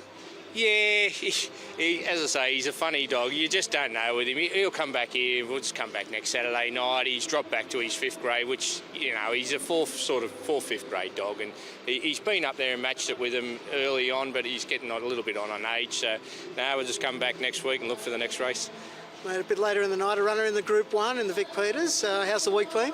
Yeah, good. Yeah, he's had a good week, the dog. He's a nice young dog. He's probably just hasn't quite matured to where we want him. He's big ask for him, but he's drawn on the fence, and that was a big bonus because he's just not blessed with the early pace, but he's getting stronger. So, look, we're hoping for a scrimmage. That's his only hope, and just pinch a spot through on the fence. He probably can't win, but if I can get on the podium, it'll be a great effort for him. Stranger things are happening in Group 1s. Yeah, for sure, mate. You just never know. We pinched one when we thought we had no hope in the Bob Payne, so let's hope we can repeat it. Good luck a bit later in the night. Good on you, mate. Thanks very much. Cheers. Thank you. And that one in the Bob Payne was Lecture Lad at $25 from box 7, and Fat Boy's Charm, that was start 75 tonight, career win 11. His 5th win at Wentworth Park, and his prize money goes in excess of $80,000. Thank you very much. And also his 5th win from 11 starts from box number 1. And there he is with the red rug. I'm loving it on his outside. Coco Model setting the pace out in front. And again, another fast time registered on what is a lightning quick trip. It's a lightning quick track, I should say, at Wentworth Park tonight. All right. That is race number 4 on the card. Put his head right down on the line when it counted, Fat Boy's Charm, to get the cash. And of course, Timmy, race 5 kicks off the quaddie. Again, we talk about open races. The last time I looked, it was around $4.50 the field here, with 7 of the 8 runners at around that $4, $5, $6 quote. There are the totes, another roughie, $19.50 and $4.10. Fat Boy's Charm, $2.80 Coco Model, $1.70 I'm Loving It. 2 runs 4th, first 4. The pattern continues. $3,696 and change. If you've managed to find a couple of these long prize winners, you are doing extremely well tonight. Battler and I'm going to put the cue in the rack after the next race. I hope I can go out on winner. Let's take a look at the market for race number 5 on the card at Wentworth Park. It's a grade 4 event. $3.70 for Hurricanes Fury holds the call, and then we've got, look at that, $4.80, remember this, $5.50 about Foreign Banner, Zambora Tiger, and then We Don't Share, $7 That Guy Princess, Whiskey Cobbler at $8. The only runner over double figure odds, here's Grand for Rod O'Brien at $26. Fair dog to be $26 in this race. He's a 16-time winner. He's won the most races in his career, most races in this race of all the greyhounds, and he's the roughest runner in the race. But I've got to say he's racing well and truly below his best at the moment. This is a very tricky race. We Don't Share, Duke, is the greyhound you own. He's been really good since coming back from a break. And what are your rate of his chances tonight? Confident. Andy's very confident. 12 months ago, he had box 8 in the Group 1 Vic Peters Classic. I thought probably the unluckiest run of his career. Finished a length behind Gatlin. I just thought he was desperately unlucky, but he's only had 7 runs in 12 months, basically. He won Wednesday week ago, put 8 lengths on him in the back end of that. He's confident. He's got to miss Akai Princess in the early stages, but I'm hoping that remember this can give him a nice card into the race. Got a stack of early toe. Andy's very confident that he can run probably his PB tonight for We Don't Share. And as I said, it was 12 months ago. He was going around in a Group 1 Vic Peters. I mentioned before, you run the race in your head 100 times. I think I did it 1,000. It still didn't do him any good. Carded out at the first turn, ended up getting beaten a length. But yeah, this is a really, really tough race. Hurricanes Fury off the inside, Foreign Banner.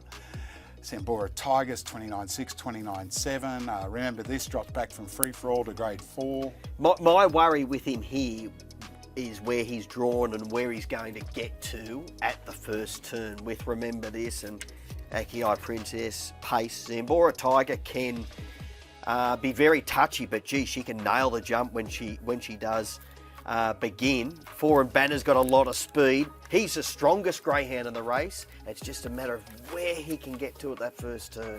And look, We Don't Share. He lines up for start 20 tonight, Timmy. And in 20 starts, he is yet to draw inside box 3. Oh, don't start. inside box 3, not box 2 or box 1. He has not drawn inside box 3 in Grab the 20 tissues, starts. grab the If he wins again tissues, from box 7, who cares? Anyway, Scotty Tyson's got a very smart chaser in the shape of Zambora Tiger. Zambora Tiger starts from box 5. It's around the $6 mark. Let's check out its chances as Scotty talks with Simon Orchard.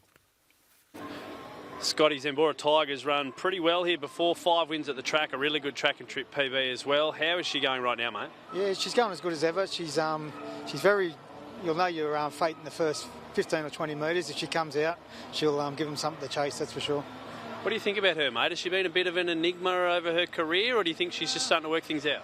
Not really. Like, if you look at her record, she's won 12 from 30. She's been pretty consistent. If she comes out, she's as quick as any dog running around, sort of thing. But it's, she's very box dependent. But in saying that, she's as well as she can be. Mate, punters are having a pretty tough night so far. A lot of long odd dogs getting up. Would you back them in to jump on board here? Mate, like I said, if she jumps, she'll give them something to chase. Best of luck. Thanks, mate. Cheers. Scotty Tyson there talking about Zambora Tiger and a 29.58 bitch at Wentworth Park. For me, the problem for her tonight is that she's got, remember, this drawn in box 6 beside her. Lightning Quick does want to hit to the fence. Yeah, but gee, she can nail the jumps in Zambora Tiger on a night. She's hit and miss, but if she does begin, she'll be awfully hard to beat. She's not too badly drawn in box 5 at Wentworth Park. I know what you're saying regarding, remember, this being there, maybe not perfectly drawn in this particular race, but she'll handle a middle alley if she does begin. And she's got that flying PB. Yeah, she's a talented type when she does put it all together. And there she is, Zambora Tiger on screen there at Wentworth Park. 16 starts, 5 wins and 4 minors. As I said, that PB of 29.58 came in May last year. Spent a bit of time on the sidelines in between now and then, but you go back 5 starts, she ran 29.75, beating Mr. Determined, also from box 5 on that occasion. So she can handle the draw if she steps, and she's a greyhound that can, consistently run around those 544s, 545s. She is certainly not out of it. And Zambora Tiger around that $6 quote at the moment. Hurricane's Fury off the inside, Timmy. Last start winner here last Saturday night, moves from box 3 into box 1, 29.91 last week. Again, it's got 4 and Benner on its outside, a greyhound that's got plenty of toe early.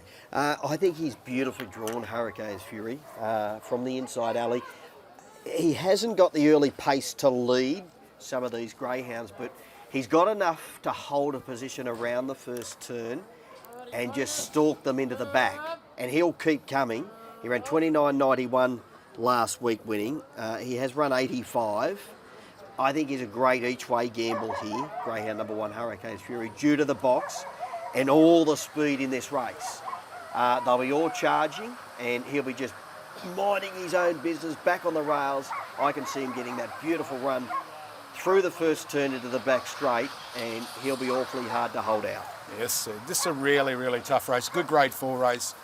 And the dogs' tips are 6, 7, 1 and 5. They've put, remember this, on top. And when you look at the market, he's probably the best supporter runners. He went up silly odds, I reckon. Yeah. I honestly believe they made a blue. He went up $10.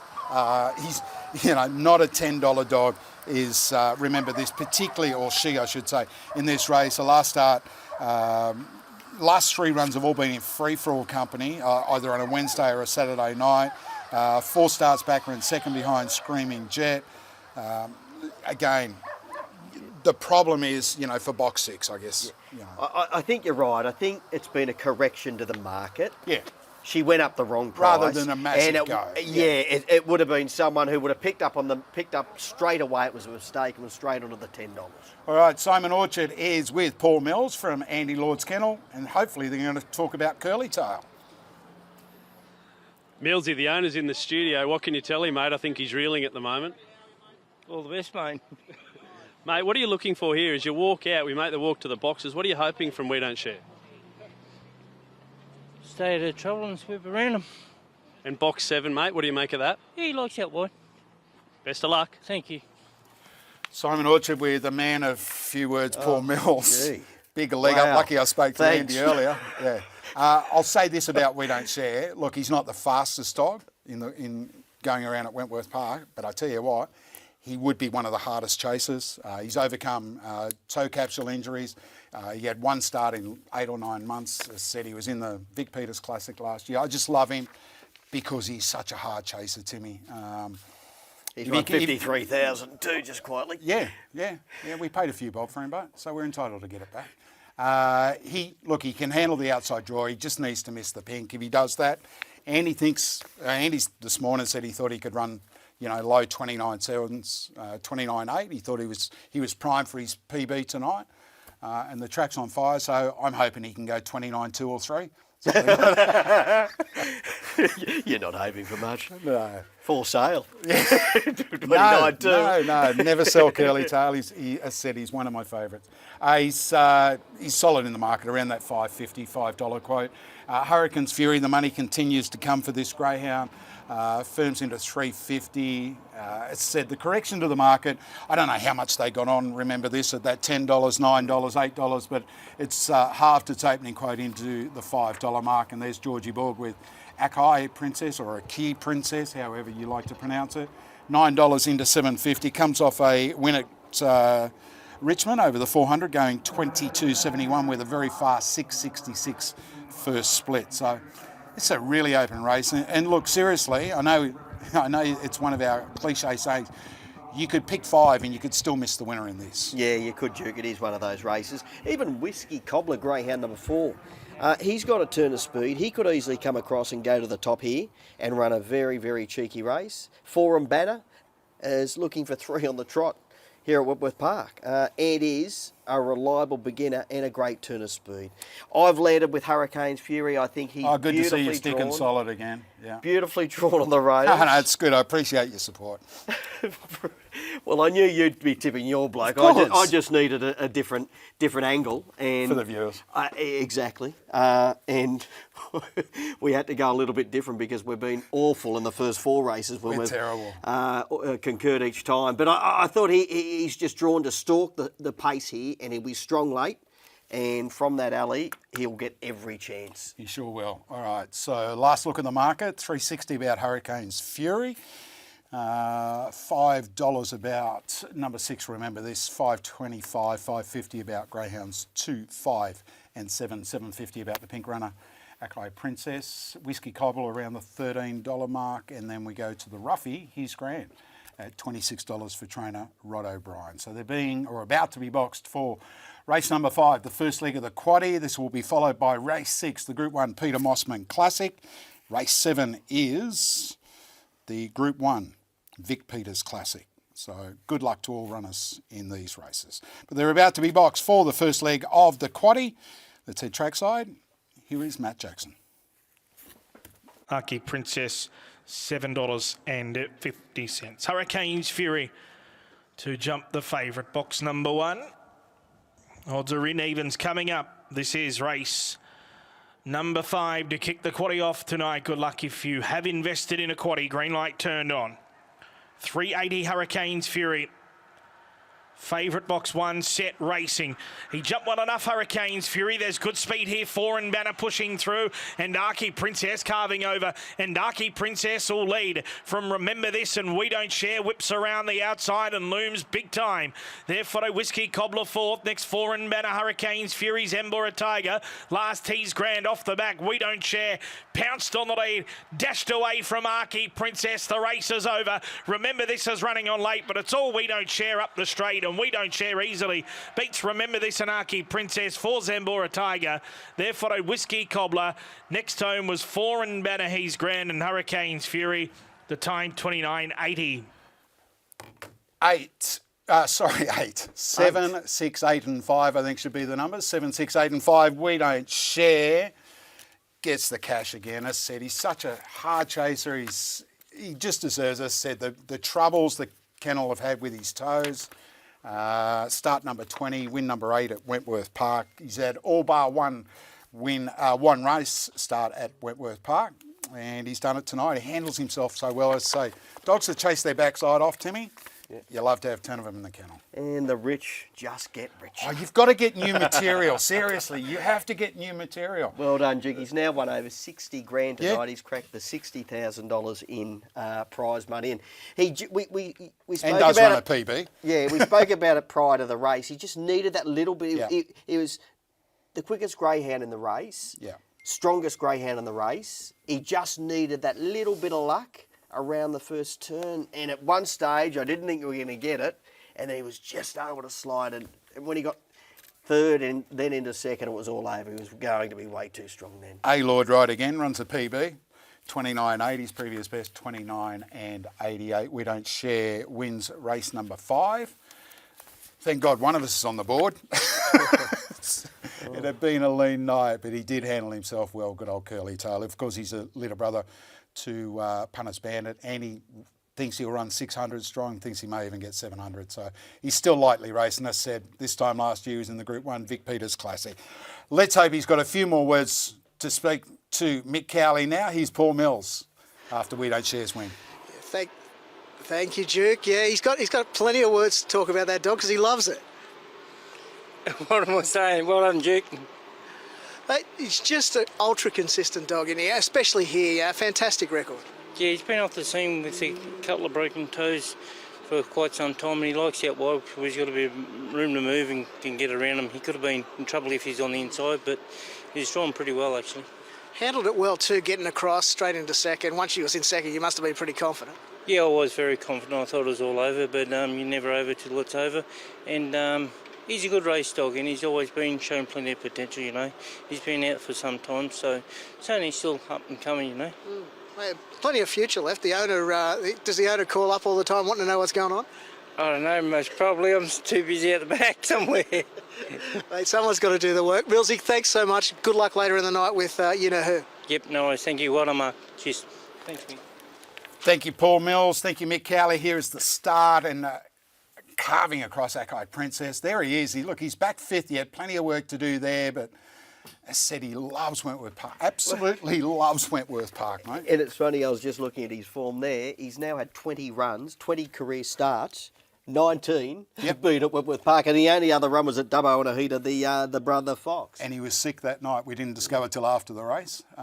He won by 8 last week. He's won by 4 or 5 tonight. As I said, he's not the fastest dog. He's certainly not the fastest dog, but he just chases. As I said, he did a toe capsule on 2 occasions when he won at Wentworth Park in both wins. The week after the Vic Peters Classic, the Wednesday after the Vic Peters Classic, he ran 88, did a toe capsule, off for 4 months. He came back, he ran 29.90, did a toe capsule in the run. He was off for 6 months. He's had, I think, six starts back this time, 4 seconds, 1 unplaced and 2 wins, 7 starts back. Well, so Duke, he's had such 20, a good dog, 20 mate. Runs in his career, and he's been in the money 16 times. And he won the $1 million Chase Maiden. And as I said, I just love the dog, and I love what Andy and Jody and Haley and Paul Mills and Ray Dixon and all the team have done, because a lot of it, they weren't able to machine it or needle it or anything like that. They actually rubbed it, and they just kept rubbing it and rubbing it and rubbing it. So well done to the team. Very, very happy, and the grandkids will be happy because they won 10% of the earned. So. All right. No, we are up to our first feature. Well, what I would call a feature, I would have thought race 5 was the big feature. The Peter Mosman Opal has said a race that was formerly known as the Biennial Classic. It's been won by dogs such as Fernando Bale and Brother Fox. It's now a bitches only race and an age-restricted bitches only race as well. And Craig Chapello took it out last year with Embrace, a big price winner at around $25. This year, Timmy, boxes 1 and 2 and 3 and 4, they certainly hold the call. They do, Duke, and Jack Smith with the inside runners, Bella Una and Miss McGraw. The red runner's been clearly the best back runner all week. She was around $4.40 earlier on in the week. She's down to $3.30. Nangar Lucy's heart of the market, as is Zipping Rousey, and then wider out to Sublime Ethics, who's currently $19, and I think the best roughie in the race. She's a greyhound who's not that badly drawn in box 5. She is a wide runner, and those greyhounds outside in 6, 7 and 8, Sonia keeping greyhound 9 goes into the 8. They're going to have a lot of trouble trying to get across from out there, particularly with greyhound number 5 running a straight line. All right, let's take a look at the speed map here for the Peter Mosman Opal. And pace from greyhounds drawn boxes 1 and 2. Miss McGraw, to me, Timmy has said, like similar to you, I believe she's much better off, or not that she's much better off from wide box, because she's still only relatively inexperienced with 9 career starts, but she wants to use the track. She does want to get up the track. And Bella Una from the inside, who ran 29.73 in a heat, and Miss McGraw ran 29.63. So a length and a half different on the clock. But, you know, Bella Una's probably better drawn in 1 than what, say, Miss McGraw is in 2. No, I agree. She'll just run that little bit of cover in the early stages, Miss McGraw, for Bella Una. Nangar Lucy is a hang-up to Miss McGraw, Duke, because she is generally a lid pinger. She's got a great turn of speed, and she does want to get to the rail. If she begins cleanly, she'll be coming across Miss McGraw, so Miss McGraw cannot afford to miss it at all. She needs to come out running so she can hold Nangar Lucy up. She'll be looking to cut across in front of a Nangar Lucy, so she does really need the lid ping, Miss McGraw. But I think she can make the race for Bella Una underneath her, because she'll run that straight line. All right, Sipping Foxy is a roughie. Our tipster at the dogs.com.au has put it in for 4th there. It's around the $61 quote. Sandra Spratt is the owner of number 2, Miss McGraw. It's by Shimmer Shine out of Nangar Diva, one of the breeds of her mum and dad. And Chris Spratt is Sandra Spratt's husband, and he caught up with Simon Orchard a little bit earlier. We found Chris Spratt, the owner of Miss McGraw, but he also bred, reared and broke in Bella Una and Nangar Lucy. Chris, you got your fingerprints all over this race tonight, mate, the Peter Mosman Opal. Tell us a bit about the 3 girls. So the Miss McGraw is owned by my wife Sandra and I. We got her off Dennis and Ann, my in-laws. I think she could go really well tonight. She showed what she could do last week, so fingers crossed tonight. Bella Una is a pup I bred. The school teacher from Forbes brought it, first ever greyhound. So yeah, to be in a Group 1 for him is amazing. So yeah, fingers crossed that either one of them. Nangar Lucy, Dennis and Ann own. Look, I think she's a good chance as well. So either one of the 3. It's a bit like picking between your favourite kids, mate. Hey, talk us through the box draw. Obviously 1, 2 and 3. How do you think that first 50 metres will shape up? They both show early toe. I think Miss McGraw could potentially hit the front if she comes out. I'm worried with Lucy, she cuts to the rail a little bit. But I would have been preferred to be drawn out wide with Miss McGraw, but racing's racing, that's how it goes. That's dog racing, mate. Hey, you've been integral to the Barnes' Kennels' success over the last 6 or 7 years in particular, mate. Give us a quick update on the operation out there and what exactly you do in Cudale to breed all these super dogs. Yes, so breeding, Dennis has had the bloodlines going for 30 to 40 years now, and he's the time and work Anne and Dennis put into it is amazing. It's just great to learn off them. We rear dogs. We have the break-in centre out there. It's been going 35, 36 years. With a lot of success, so books are full. Yeah, it's great. Been integral to a lot of our great greyhounds running around in New South Wales. We wish you all the best tonight. Surely one of those 3 can get up for you. Miss McGraw, box 2. See how we go. Thank you.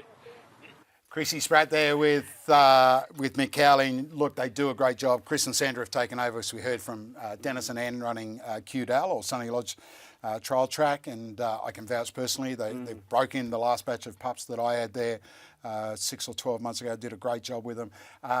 Long time participants in the industry. We're talking the Barnes family, 40, 50 years. Dennis been in the game for, I think he's the same age as me, it's people like that, the stalwarts of the industry. I mean, if we don't have their track as a trial track out there, what do we do? Yeah, you're spot on. And they're lovely people too. They are. They're always absolutely. Coming over to say hello whenever you see them at the racetrack, but they do a great job out there, and the trial track is a vital cog in the industry out in that area. It's really needed to get greyhounds, younger dogs getting ready to race and breaking in and getting fit, ready to go to the racetrack. It's a vital cog, and they're going great guns out there. It's great to see Sandra and Chris taking it up, and we know it's going to be in the industry for some time yet. Yeah, and look, such is the demand for breaking in establishments. I mean, again, I talk about those old days, but when I was growing up, there were umpteen trial tracks. These guys, the waiting list to get in for a dog now is basically 12 months. So as soon as you have a litter born, you literally now, I mean, it's the same with Chrissy Nutt at the Oaks and a whole raft of it. So we need these trial tracks. We need that to be in operation. It's a tough slog, mate. They do that. They work. They train dogs. It's hats off to them and kudos to them, and they deserve all the success that they get.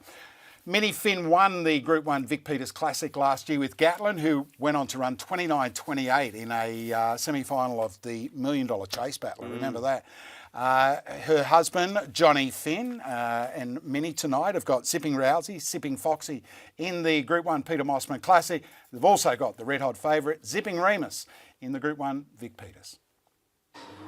Well, Minnie and John Finn, they've always got a big hand when it comes to Group 1 racing. Minnie, I'm interested, when you wake up this morning, is there an air of excitement around the house, or is it just another night at the track? No, just another night, yeah. No, I don't. It doesn't worry me at home. Very understated, as usual. Hey, let's talk about the girls. Zipping Rousey, of course, 440 at the moment, and Zipping Foxy, probably the outsider of the field. What chance do you give them tonight?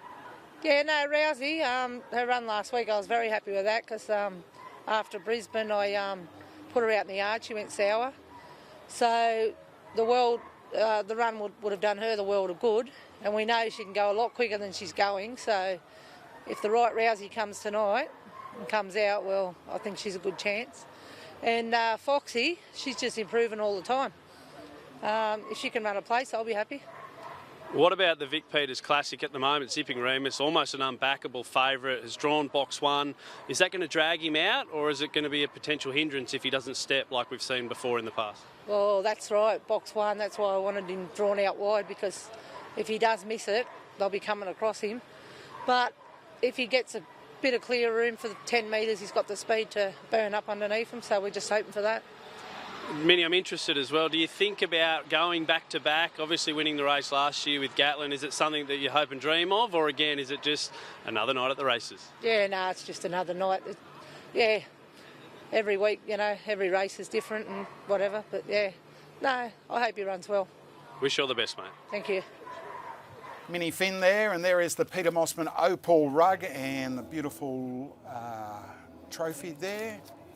And you talk about the ladies' bracelet and that. We've got the races for the girls. This for the female dogs, the Peter Mosman Opal. It's an age-restricted race. They have to have been whelped on or after the 1st of March 2021. All right, there is the market. We're 10 minutes off start time to the first of our big Group 1 features tonight.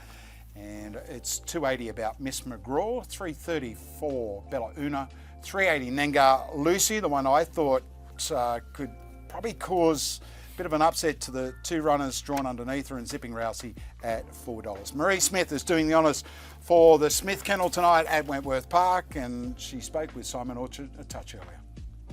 Marie Smith, you've got the great job of leading out some Group 1 runners tonight in the Peter Mosman Opal. How are the nerves for you as we commence the walkout? No, I don't have any nerves tonight. I'm just excited for the two different owners that we have with our dogs. Bella Una, first time dog owner. 8th start, I think, and he's in a group race.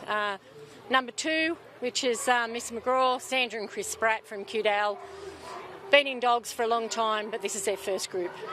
Obviously, you've had success on this night, Feral Frankie winning the Vic Peters a couple of years ago, and now some of the daughters are running in this race. How good would it be to take it out with the progeny of the great Feral Frankie? Oh, it's just unreal. He's had a really good start to his stud career, another Group 1 race last night with Palawa King, so yeah, going great. You mentioned Palawa King, hell of a finish. It's been a pretty remarkable journey this year. What did you think, and where were you last night when it all went down? I was home in my lounge room, putting the polish, and then, I had to be home to put the polish on these girls while Jack went to Queensland. And if you take this race out tonight, how do you celebrate? Oh, no, I won't really celebrate. I'll just head home. Good on you, mate. Best of luck tonight, and you've done a great job. You and Jack, well done. Okay, thank you so much, everyone. Marie Smith with Simon Orchard there. Jack will be home in front of the fire. He'll be watching. Of course he'll be watching. And Marie's doing the honours tonight. And as I said, on paper and as far as the betting market is concerned, Timmy, the first 4 runners appear to be the ones to beat. But as I said, when you go back and you look at this race and the way that how you think and surmise this race is going to be run, Nangar Lucy for me, 24/7 win at Dubbo, 4 starts back. Only had the 6 career starts today, 4 wins, couple of seconds. She has got lightning early pace, and she'll be much better off for that first up run behind Bella Una last week, where she sort of half missed the start, didn't show a customary early pace that she'd shown at Dubbo, and as said, second up tonight, I think she can really improve. Yeah, no knock on her at all, Duke, because she's got great box manners and that early burn to put her right in the race. If she does begin, she can get across and take control here and run a mighty race. She ran 4:39 opening section at Dubbo recently, 4:37. Like, that's low flying at Dubbo early, Nangar Lucy. So she's a greyhound has only had the 6 runs, so she'll get better and better as her career continues on, and she's in astute hands. There'll be no doubt she'll be cherry ripe for tonight. As we said earlier, Nangar Luna, number 8, is a scratching, and Sonia Keeping gets the run from box number 8. And I mentioned earlier as well, Timmy, the Peter Mosman Opal has not been a race that has been kind to punters in the last few years. Embrace last year at $12, Light and Lily $31, Lily Banner in 2020 at $6, Starter Ride in 2019 at $9, Velocity Liberty in 2018 at $19. We have to go all the way back to one of your favourite greyhounds, and one of your favourite greyhounds that you used to call, in Fernando Bale, when it was a race that was open to males and females. Go back to 2015, Timmy. He started a $1.50 favourite, Fernando Bale, when he took out the Peter Mosman Classic, as it was known in those days. He had box 4. So again, it hasn't been a race that's been kind to punters. The last 10 runnings, 10 different trainers have won this race. So a tough race to figure out.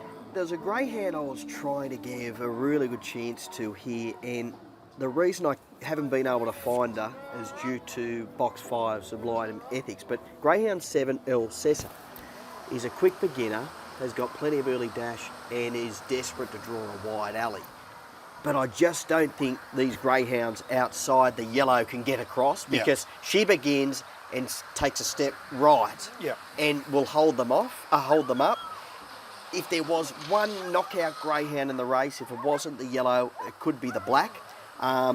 Getting out to $34, she's certainly got the ability to run a 29.8 around Whitworth Park. She'll be better for her one run at the track last week. Has run quick time at Gunnedah and Richmond. And I think she's getting better and better. And she's beautifully drawn wide out, but not that well drawn in this particular race due to the wide runner in box 5. But if anyone was looking for a real rough chance, greyhound 7 could be the one. All right, and El Cesar is currently around the $41 mark. Thank you very much. Look, Sonia Keeping on the outside won't worry her. Sonia Keeping's average early at box rise, but again, that problem is getting that run into that first turn.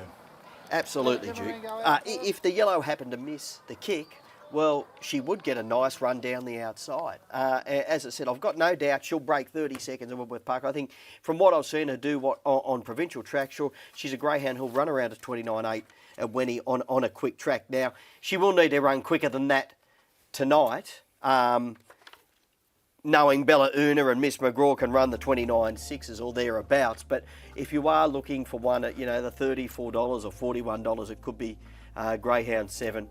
Sublime Ethics is another rough chance around the $19. But I'm in the corner of Bella Una, Duke, from the inside alley. As we alluded to earlier, she's beautifully drawn underneath Miss McGraw, who should run cover in the early part. I go to Nangar Lucy on the strength of those runs at Dubbo, and on the fact that she's only had that one start at Wentworth Park, and that's the way Barnsley likes to train his dogs. He educates them out on his home tracks, like Dubbo, and then brings them to town, but they've generally been there a few times in trials. Nangar Lucy's only had the 6 career starts. 2 starts back, ran 29.51, winning at Dubbo. She'd actually ran 29.47 there, and she beat Nangar Bubbles 2 starts back. Nangar Bubbles went around as a $1.90 pop in the opening race. And I know this is a much tougher affair, but it lines it up, as far as their ability is concerned.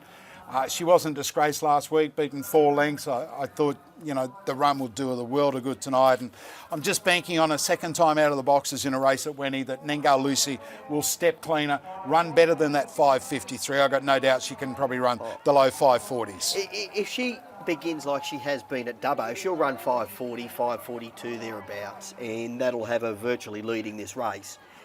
She can lead ping. She's got that early dash. Zipping Rousey on her outside isn't a brilliant beginner and hasn't got a great turn of early speed. Has run the mid 5.40s at Weddy, but she's not generally a flying machine in the early part. All right, so greyhounds are going over the boxes. This is greyhound number 4, and that is Zipping Rousey for Johnny and Melinda Finn.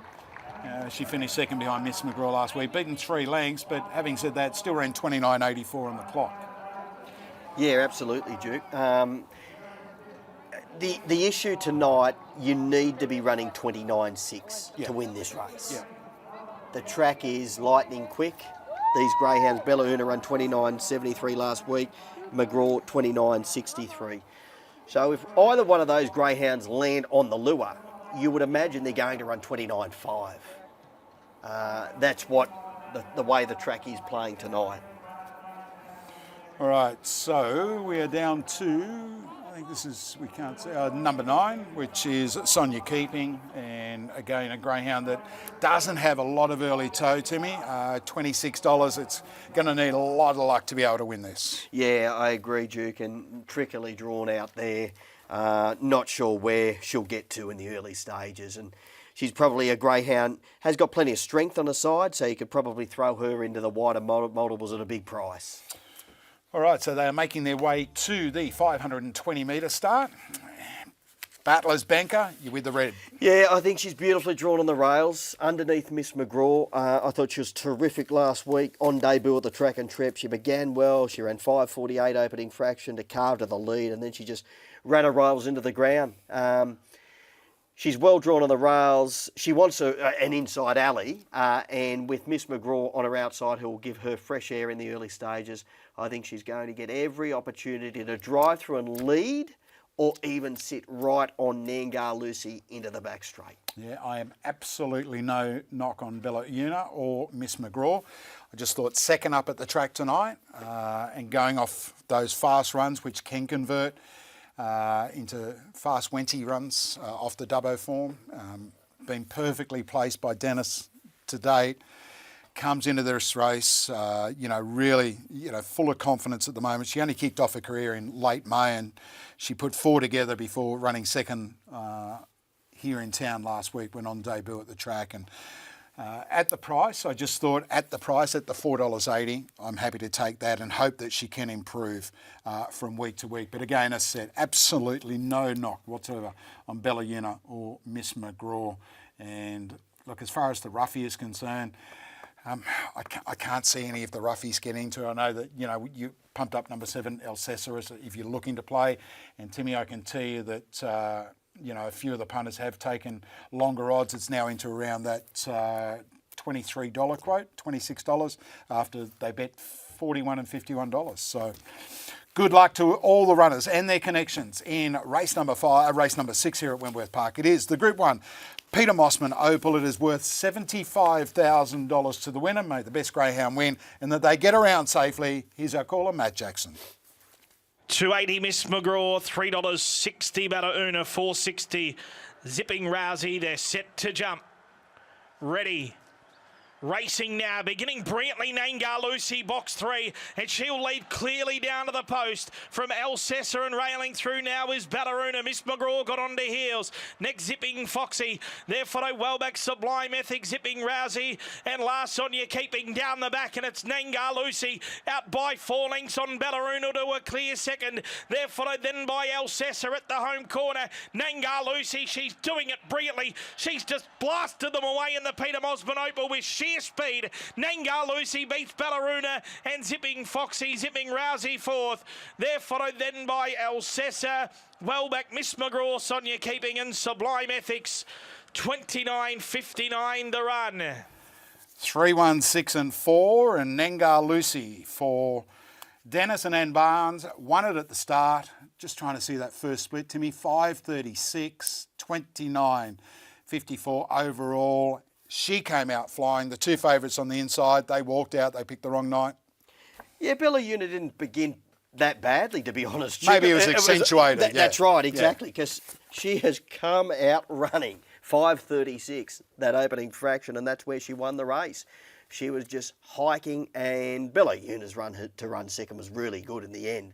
But all honours to Nengar Lucy. When you're running that early section in a Group 1 race and you can run that time overall, you won't be getting beat. See, there you go, Drew. She came out under the lids. And the blue Zipping Rousey missed it terribly. So again, it's probably just that, the appearance of her flying out and the others falling out. But again, down the back, 3 or 4 in front of Bella Una. El Cesar up on the outside, and then we've got behind that Zipping Foxy and also Bella Una, Miss McGraw, I should say. But again, all honest with the winner. 3, 1, 6 and 4, 2. The Peter Mosman Opal for 2023. This greyhound now had 7 starts, 5 wins and 2 seconds. Takes a prize money to $92,000 in one foul swoop.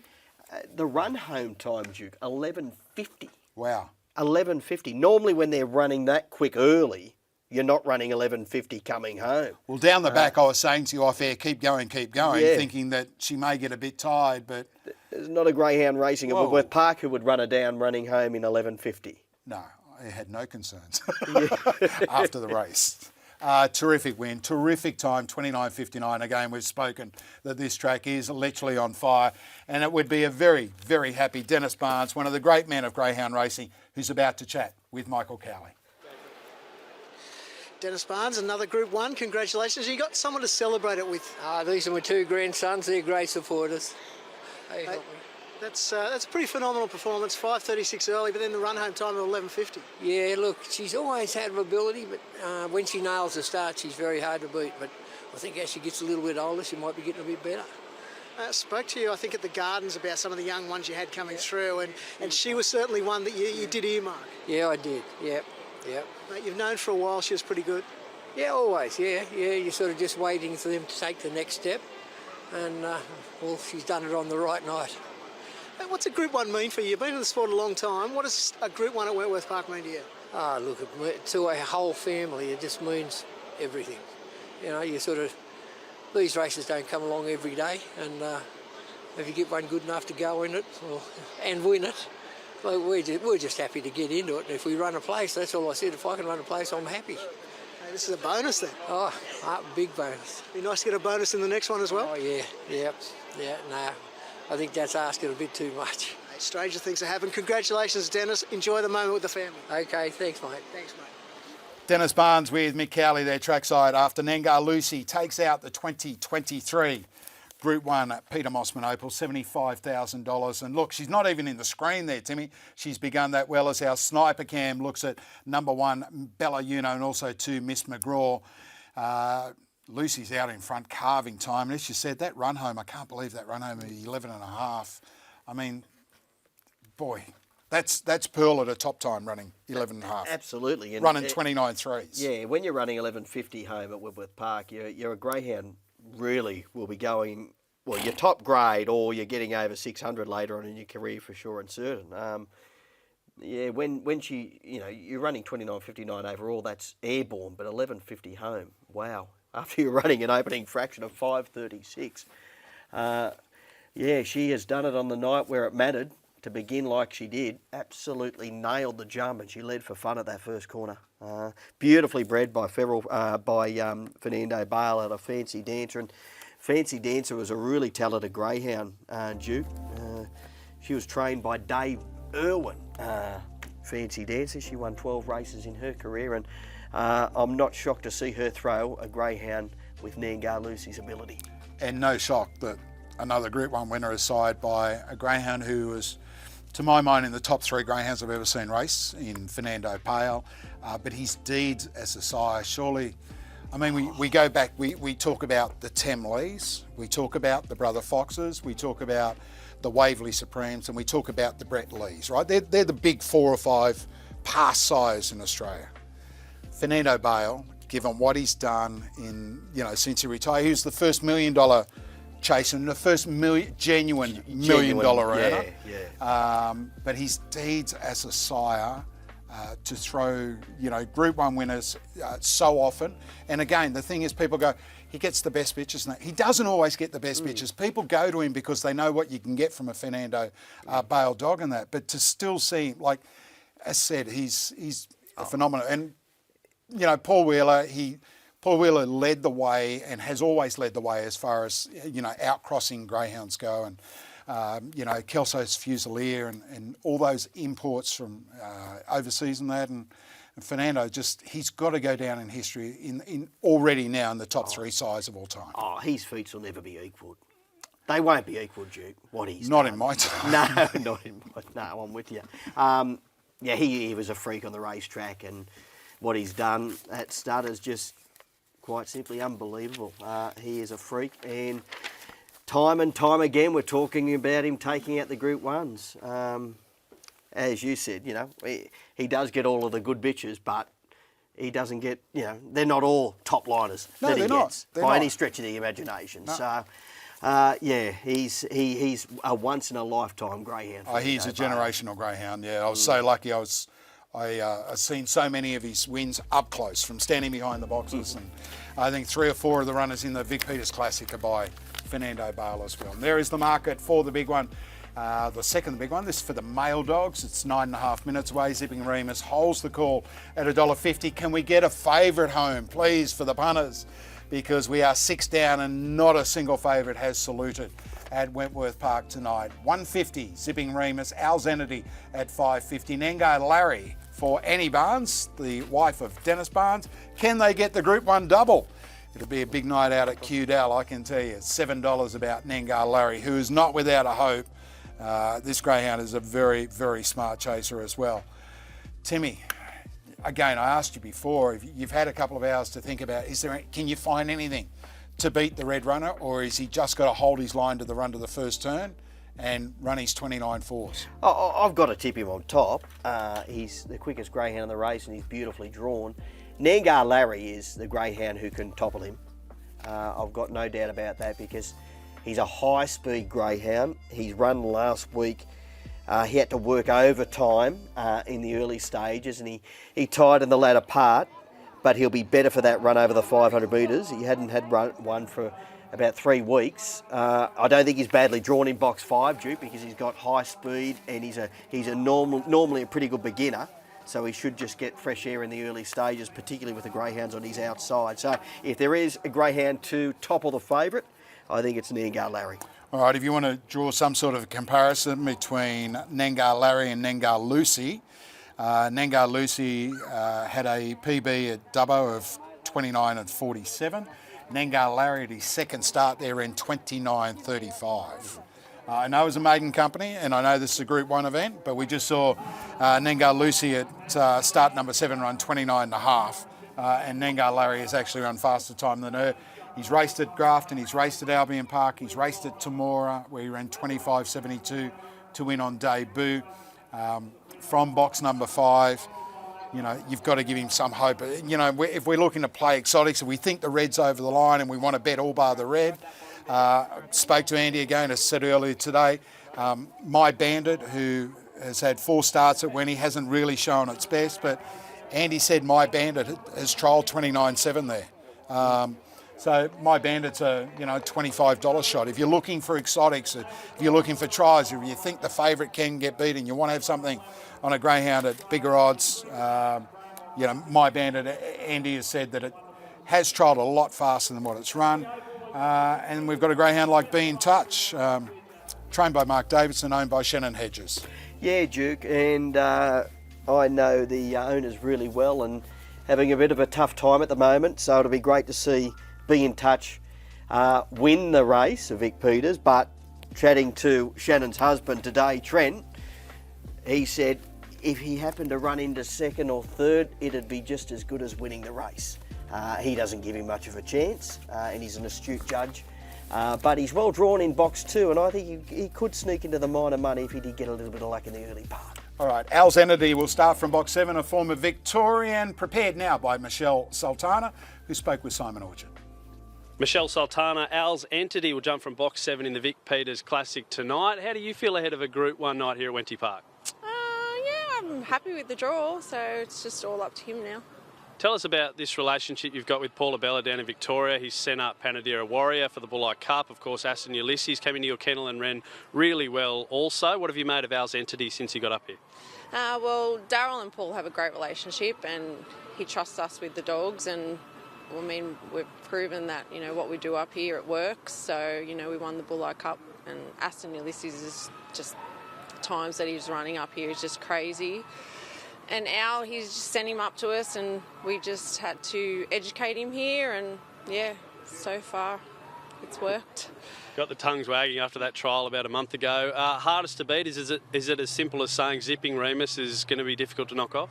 I think so. If it begins, yeah, then we're going to have to chase hard. But it's hit and miss with Minnie, and I don't think we got that much pace around us. So if he can come out and do his 5:37s like he did last week and be left alone, yeah, then he will run his 29 5s or 4s. 5:50 at the moment. Would you be telling the punters to jump in? I think somebody already has, so why not? Best of luck tonight. Thank you. Michelle Sultana there. They'll rug up Al's Entity in the big one. And as I said, it's a race, Timmy, that some very good greyhounds have won. Some very good trainers have won it as well. Alan Proctor prepares Tarawai Tiger. Let's hear about his chances in the Vic Peters Classic. Well, Al, here we go, mate. The Vic Peters Classic. Look, you won the Peter Mosman Opal on this night many, many years ago with Bessie Boo. How are the feelings tonight?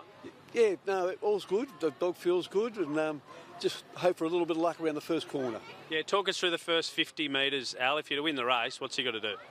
He's got to come out. He's got to be very close around the first corner. He can't be back in the pack. And what about your process, Al? We've seen the little jog up to the boxes. Talk us through what you're trying to do there.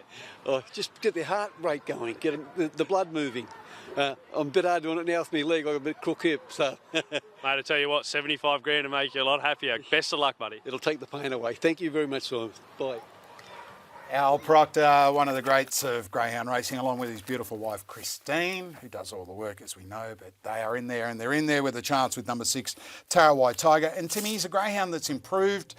His last few runs, he's they went to Maitland, he ran really fast time up there, and he's won 2 here at Wentworth Park now, but box 6 does him no favours whatsoever. Yeah, he's a greyhound who's always had a big engine and capable of running those flying times. He's probably better suited on the big one-turn tracks at Bulleye and Maitland, but he's handled Wentworth Park really well. He's been there 4 times now, and I think the more times he goes around Wentworth Park, he'll be better.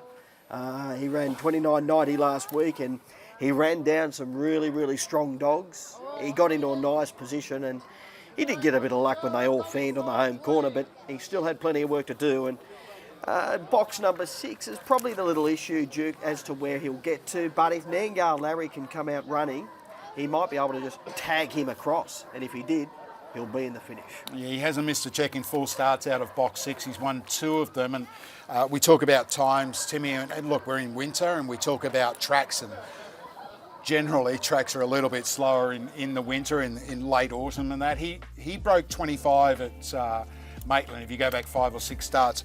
He's the last greyhound I remember breaking 25 at Maitland for a while. He ran 24.97 on that occasion, and that really typified the ability and the talent that he had that night in particular. Yeah, you're spot on, Duke. When he did put that time on the board, there were a few greyhounds who went around on that evening who were capable of running quick times, and 24.97 at Maitland is low hiking, particularly in this day and age. With Al's Entity on his outside, he shouldn't worry him in the early stages. Calypso Rogue we know is a wide runner and will run a straight line, so if he does begin cleanly and Nangar Larry shows his early dash, he might get the fresh air he needs here, Tarawai Tiger. All right, so greyhounds still in the preview area. We're on the clock. We're only about 90 seconds away. We'll go through them, I should say. Timmy, runner by runner. Zipping Remus, the hot pot favourite. 8 starts at the track, 6 wins, 2 minors. A PB of 29.45, which came from the rails draw. on the 24th of May.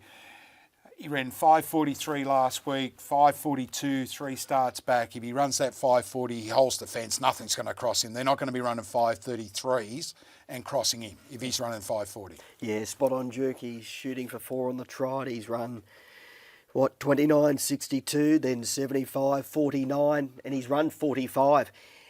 The only little issue, 2 runs ago at Whitworth Park, he did walk out. Yep. He won the race, but he did walk out. Yep. So he Grant you isn't. that, yep. He isn't faultless at box rise. He can't afford to walk out like that tonight because there is plenty of pace in the race. Wider out, he'll be coming across. So that's probably the only knock, but he's drawn to win the race. It's his race to lose, Duke, to be frank. He's got the alley. He's the quickest greyhound in the race. He just can't blow the start like he did 2 runs ago. Be in touch, one of the real roughies around the $50 and $60 quote, trained by Mark Davidson for Shannon Hedges, had 5 starts at the track, 1 win, which came 5 starts back, going 29.88. Finished 3rd last week off the fence. Look, he's outclassed in the race, but he did well to get through and qualify last week. He's a moderate beginner. He hasn't got a great deal of early dash, but he'll keep plugging home. If he's able to just hold his position through the first turn and there's any jostling or a little bit of trouble, he could easily sneak into the minor money. I could only throw him into the wider exotics. Has ability for Stewie Hazlitt. It's had 16 career starts for 3 wins. 2 of them have come at this circuit. It ran a PB of 29.8 back in late April. Very touchy beginner, but he has got a good turn of speed when he does hit the ground. Good record track and trip. Suited with a moderate beginner on his inside.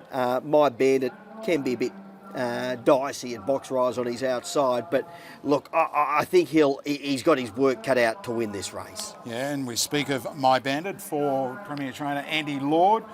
Finished 2nd last week. It's had 4 goes here for a couple of runner-up positions, but again, I can only tell you what Andy told me. The dog's trialled around that 29.7 mark, and he thought if he could step on terms tonight, he was a genuine place hope.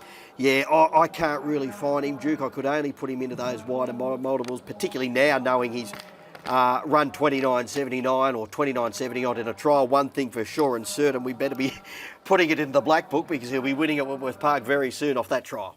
Nengar Larry for Annie Barnes. The husband Dennis took out the previous. In case you've just joined us, the Peter Mosman Opal with Nengar Lucy. They strap up number 5 Nengar Larry, and we were speaking before about his ability. 25-27 winner at Grafton, 2 starts back, ran 3rd behind Tarawai Tiger last week. Had box 4, moves to box 5 tonight.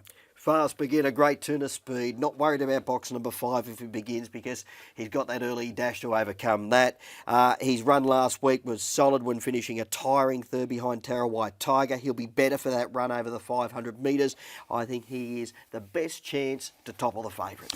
Tarawai Tiger, number 6. It's won 2 of its last 3, both at Wentworth Park. It took out its heat in 29.90 last week, which was a career best time. Talented type on an upward spiral. Not that badly drawn in the 6 alley with the Greyhound Al's entity on his outside and Nengar Larry underneath him. He might get a card across. If he does, he will be in the finish because he can run time and he's pretty strong. We get down to number 7, Al's Entity. We heard Michelle Sultana speak about this former Victorian greyhound. He trialled 29.5 here. He draws box 7. He had box 1 last week. I think he's better boxed out wide. Yeah, I think he's well drawn out there, but not probably all that well drawn in this particular race. He's got the ability, 29.50 in a trial. On face value, he was disappointing last week in the heat, but I don't think he appreciated drawing inside. I think he's much better out there. He could certainly win the race. And Calypso Rogue for Harry Norman and Dave Waddingham took out its heat in 29.93 when on debut at the track last week. Yeah, perfectly drawn out there, out on the wing, Duke, but he will need to improve on the clock, get down to around the 29.5 mark to take this out. The oldest feature event in New South Wales, first run in 1951, the Vic Peters Classic. They're being boxed for the 2023 renewal. The favourite wears the red rug. That is Zipping Remus. Yeah, green light turned on. They're set to jump. Favourite box 1, Zipping Remus. They're ready. They're racing. He was slow out, Zipping Remus. Out quickly, wide out is Tarawai Tiger. Zipping Remus punched up along the rail, and the favourite went from last to first in the twinkling of an eye. And Zipping Remus to the back opened up 3 lengths. Tarawai Tiger, Calypso Rogue around the outside, then Nangar Larry. Well back El Zenity from Be in Touch. A Gap Has Ability and My Bandit, but at the home corner, it's all Zipping Remus. He's 8 lengths in front. Let's crown the new star of New South Wales Greyhound Racing. Zipping Remus blasts them away in the Vic Peters. Beats Tarawai Tiger and El Zenity. 4th in Be in Touch. They're followed by My Bandit, Calypso Rogue, Has Ability and Nangar Larry. A breathtaking win by the favourite Zipping Remus. Zipping Remus for Johnny and Minnie Finn. Couple of hard palpitations in the first 20 metres, Timmy. 8, 6, 7 and 2. They should be 8, 6, 7 and 2. The time, 29.3. We're just waiting for the official time to come up on the board. 5:46, that first split. Just waiting. We still have no time. Zipping Remus, again, you talk about a 29 and 33. 29.33 the time to Zipping Remus. Minnie Finn took out the 2022 Vic Peters Classic with Gatlin, and her and John take out the 2023 renewal with Zipping Remus. And as said, the first, that first 20 metres, he didn't begin well, but then he just punched up, used the rails all over. Yeah, he was only moderately away, but geez, didn't he drive hard along the rails? And then it was a demolition job, absolute demolition job. 29.33. When he just sailed up on the rails and took control, it was all over at that point. 5:46, 13.73, 17.71.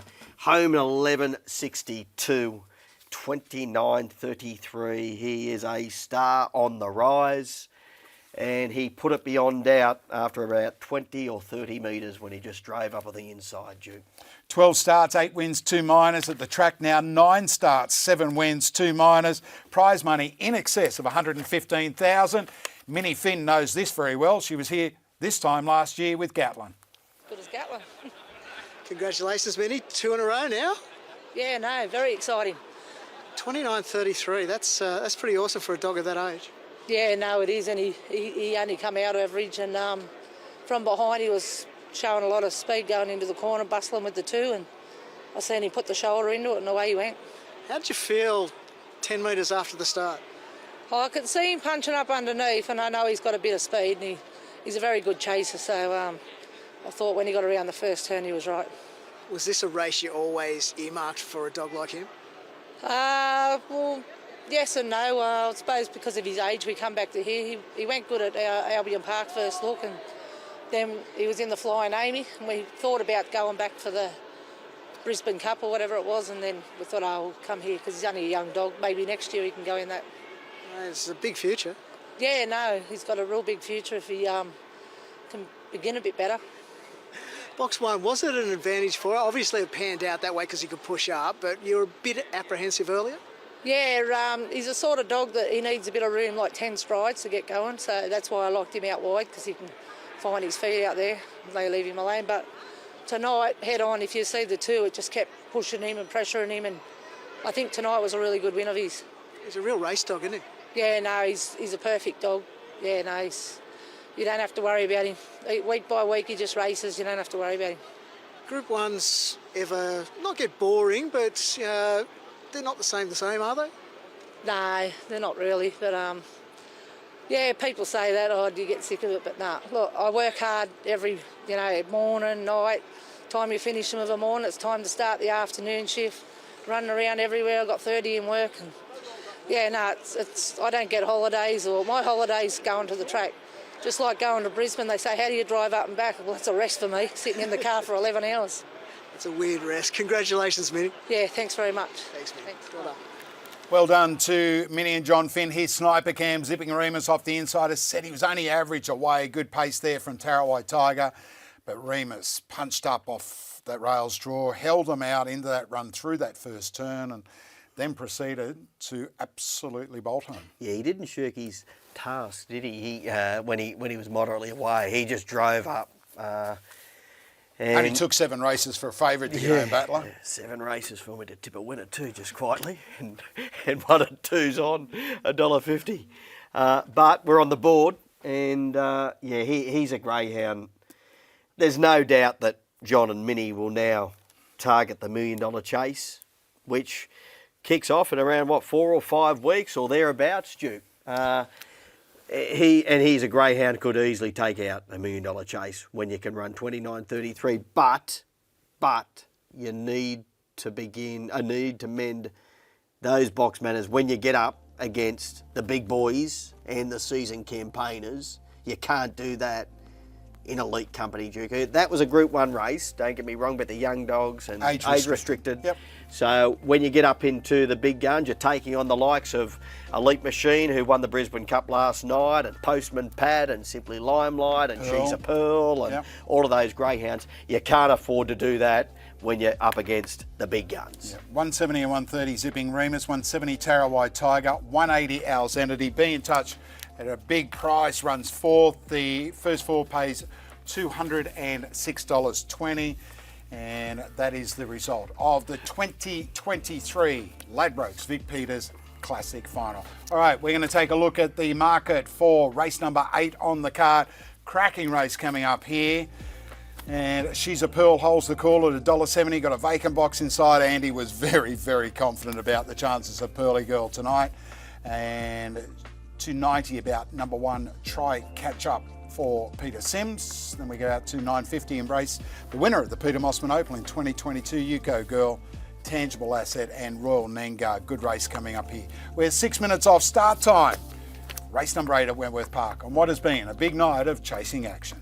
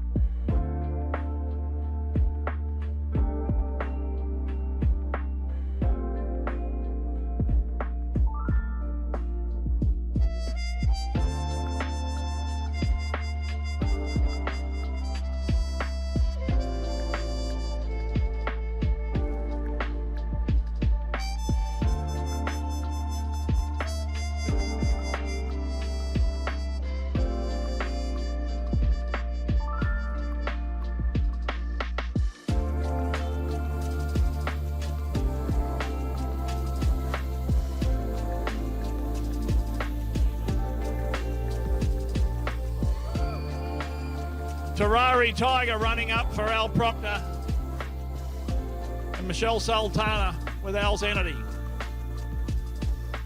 If there's any owners out there, please come on up, owners. Be with your trainers and dogs. And if there's any of the Ladbrokes people that are in the team, please come up. Tonight, I think we have witnessed something very special from a young dog. On this night, 8 years ago, I remember standing here from a Peter Mosman and watching a Fernando Bale. And you look at that greyhound today, and I'm looking at another one that might just make the same tick.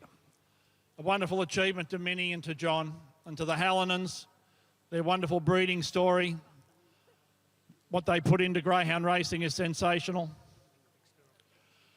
And I'd like now to call upon our Ladbrokes man, Andrew, to present the winning trophy to Minnie on behalf of the Hallinans. Also with us present the runners-up trophy is Rob McCauley from GR New South Wales.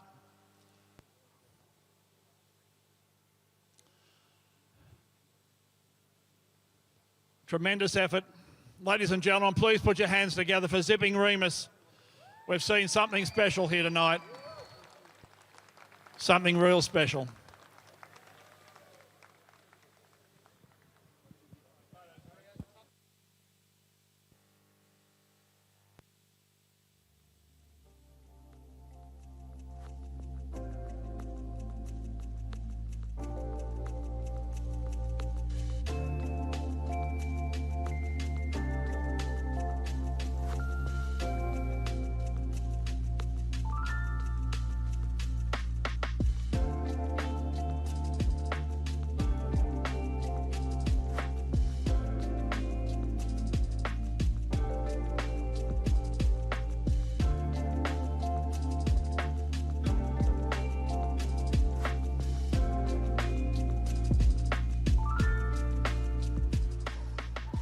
Welcome back to Wentworth Park. We've just seen something really special in the Vic Peters Classic. Zipping Remus, a 29.33 winner.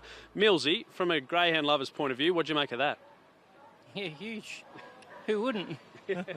Mate, talking about huge, you've got arguably the best greyhound in New South Wales right here in front of you. She's a Pearl going around again tonight from box 6. Firstly, how is she and what do you expect tonight? Yeah, she's very well. I expect her to run a huge race like she always does. She doesn't know any different. Millsy, I know Andy's been quite vocal in saying that we never know when her time will be up. She'll head off to the breeding barn eventually, mate. Is there a tinge of sadness that comes with thinking about that, knowing that every time you walk her out, this might be it? Not really, because everyone has their day, you know what I mean? You know it's only a matter of time, but I suppose, you know what I mean, just hope for the next one and hope for her pups. What has she meant to you, mate? Oh, she's been a great bitch, you know what I mean? Just her attitude and a love to win these races and to do it, you know what I mean? She's just, you know, not many of them come along, you know. What about this field tonight? Of course, Embrace, boxed inside. We've got a Peter Sims runner in the 1, mate. Who are you most wary of? Yeah, probably the Red, because he likes to box 1 and small field will probably help him, you know, and he's a strong dog. Best of luck, mate. Thanks. Cheers. Back to you, Duke and Battler. Thank you very much. Simon Orchard speaking with Paul Mills there, and one of the best female sprinters I've seen in the last 10 or 20 years. She deserves the tag of champion. She won a Group 1 Golden Easter egg. She won $1 million chase, a couple of Temora Cups. The list goes on. Her earnings prior to tonight stand at $1,760,000.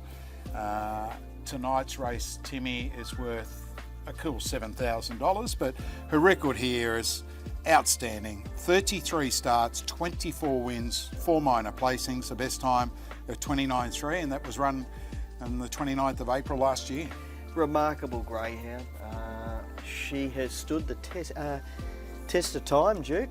I've got to say, I am shocked that she's still racing, and all credit to Andy and the connections to continue racing. I know it's only a matter of time until she comes She's on a day season. by day. Andy says she's a day by day proposition. If she had to come on season before they got to Wentworth Park tonight, obviously would have been scratched. That's the end of her. He goes, she's too, and this is what he said. He goes, she does not like not racing. She loves to race. He's tried to put her out. He's tried to put her into yards. She just tears them apart. So he goes, what do? You know, make her unhappy or just keep racing? And people go, why race? Why? Well, because that's what she wants to do. You know, that's what she wants to do. Yeah, she wants to go to the racetrack. She's not going to have 100 starts. She's up to start, 61, 62 tonight. Mate, she's probably got 4, 5, 6, 7 starts tops. Spring's about to come. We know that when spring comes, the girls, they tend to come into season a little bit. And that I say, she's just... the last greyhound I saw with the electrifying early pace that she had when she was winning the $1 million chases and the Golden Easter eggs, Fernando Bale. Yeah. She was Fernando Bale-like. Absolutely. Back then, she was faultless, and there wasn't a greyhound in the world who could lead her back in those days. And look, she's not racing as well as what she was 12 months ago, but she's 12 months older. You and I aren't doing the things we were doing 10 years ago either, as fast or as well. But she did run 29.6 here, 3 runs back, and she was desperately unlucky behind Modern Swinger in the silver collar Adapto at the last start from box number 8. So, as I said, Andy maintains she is a day-by-day proposition. And I know you'll be hugely surprised by this, Timmy, but they've picked a sire out for her. I could give you 10 guesses, you probably wouldn't be able to guess who it is. Does it Fernando begin with Bale. F? Yeah. Imagine Shock what horror. they're worth. Well, I know. They've knocked back 40,000 already. Multiple times. They're not for sale. No, definitely not. At the end of the day. No. But yeah, you would imagine if they were for sale, it'd be $40,000 to $50,000. 5 times. He keeps a list. 5 times he's been offered 40 a pup. Anyway, is there something that can beat? Try catch up for Simsy, who's a great mate of Andy's. Very impressive at its last start here, running 29.64, beating Street of Dreams. Had box 1 on that occasion, a 5.49 first split, 29.64 overall. Yeah, he's a greyhound on the rise. Whether he can beat her is another matter, but he did run 29.64 at his latest run. 5 for 5 from box number 1. But he has been racing a fraction easier greyhounds than what he's in tonight. He hasn't raced She's a Pearl. But he's got his alley, and now with a vacant box and he's outside, makes it that little bit easier. If there is a greyhound to beat She's a Pearl, it is Try Catch Up. $3.20 into $2.40, thank you very much. Challenging Pearl for favouritism, who's around $2.15. Number 2, Fascinate Mellors, a scratching. 3, Royal Nenga. Appears outgraded in this, but the small fill certainly helps its cause. Yeah, he's a greyhound who's got plenty of ability. He has run 29.86 around Woodworth Park, but yeah, I don't think this is his race. Number 4, Embrace, took out the 2022 version of the Group 1 Peter Mosman Opal. She had box 7 on that occasion last year. She's a 7-time winner here at the track. She scored here 2 starts back, beating She's a Pearl, running 29.66. Yeah, she flew around Weddy on that occasion.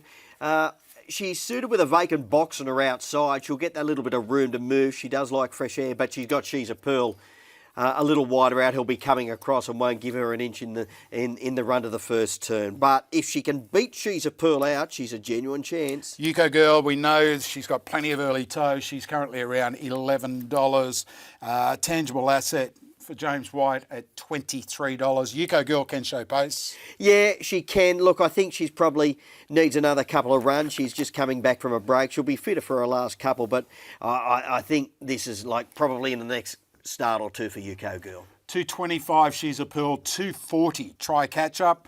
This is the fast class race, the top grade event at Wentworth Park tonight. The champ Pearl wears the green rug. Trackside, here's Matt Jackson. 225. Green light is on.